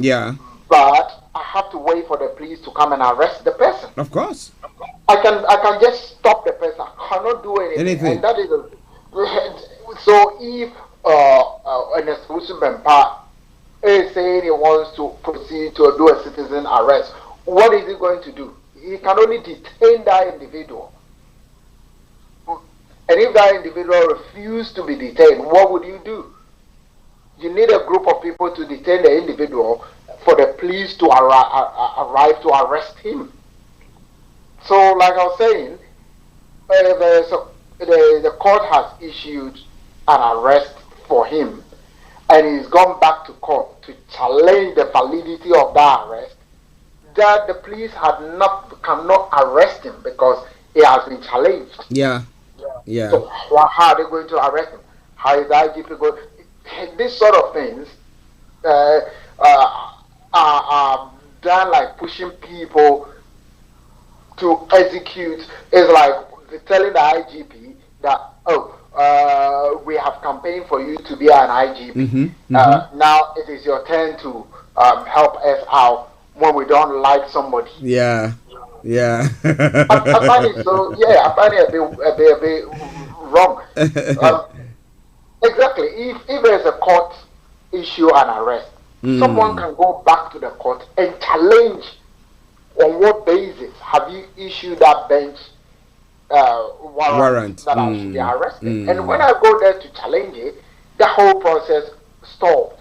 The police cannot arrest me because I'm challenging. And they have to go back to court to prove otherwise. So, and I think there are so many people in our contest doing that kind of thing. An example happened in the US where I'm just using a related case of Hobson and Jonas. If you follow that story also, where Hobson Adoe was on government business in the US and found out somebody who was using their Facebook Jonas was using their Facebook profile to attack the government, he now decided to cost an arrest of that individual for reporting him to the FBI. Wow. And the whole thing just beats my imagination. I mean, because somebody has become abusive to an individual, you want that person who has become abusive to that individual arrested. For what? It can only happen in Ghana when it comes to or on the African continent, not here. Well, Kojo, before we go, a quick one. Well, the quick one will be the energy bills we'll be looking at. Oh my God, we should all just be ready. We should be for soaring prices. The energy cap introduced by the Opgen, I don't know how that is going to stop because the cap is going to probably move. So people should be ready to cough up extra 500 as it were. To top our energy, or if you can't, you start sleeping in a electric blanket. Electric blanket, you would appear down. We have to go and buy firewood. So I mean, that's a light joke, but it's a serious issue. I mean, prices are soaring, everything is soaring, and it's going to be a tough time for everybody. And the government really have to do something to intervene in the weakest and the poorest of the society. I mean, last night I saw Martin Lewis already saying that people shouldn't switch. Yeah, he said there's no point because wherever you go, that is what you're going to see. Okay. Well, I want to say a very good afternoon to everybody who are listening to us, and want to say they shall have a lovely day. Okay, and you have a lovely day too, Kojo. Thank you. Right, bye. Well, listeners, that was Kojo D in South London, joining in on the morning show. I want to say thank you very much for joining us, but we're going to be crossing over to a conference that is taking place. That is the Africa We Want 2021 virtual conference taking place today at the Idol Network and Scribe House, Uganda presentation. So please, don't go away. We'll take a quick break, switch, and then we come back to that program as well. It is Starr Radio UK. And this afternoon, exactly at 5 o'clock, as I said earlier on, Charlotte Odum will be hosting the Amela Gracia, and they are looking at We Have a Voice. Who has a voice? What voice is it all about? We'll be having a look at that. Okay, so I say on that note, God richly bless you, and thank you very much for joining us. Don't go away. We're going straight to the Africa We Want 2021. The Africa we want, where we don't have on our roads filth and stench. No, that's not the one that we want. So on that note, let me say bye-bye for now. God richly bless you. A quick break, and then we'll cross over to the conference that is taking place at the moment. Bye-bye for now. Hi there. Are you dreaming of owning your own house in Ghana? Then you will need a well-documented piece of land that is free from troubles. I highly recommend My Africa Property for any size of land that you will need. With My Africa Property, lands are available in Pram, Sopoli, Tohenia, Ogome, Dodova, Winneba, and many other locations at affordable prices. These locations are about an hour away from the airport, only 35 minutes from the motorway, 10 minutes drive from Central University College, 10 minutes drive to the beach, and close to Pram Senior High School and Ghana Men's Soccer Center of Excellence. For more details, visit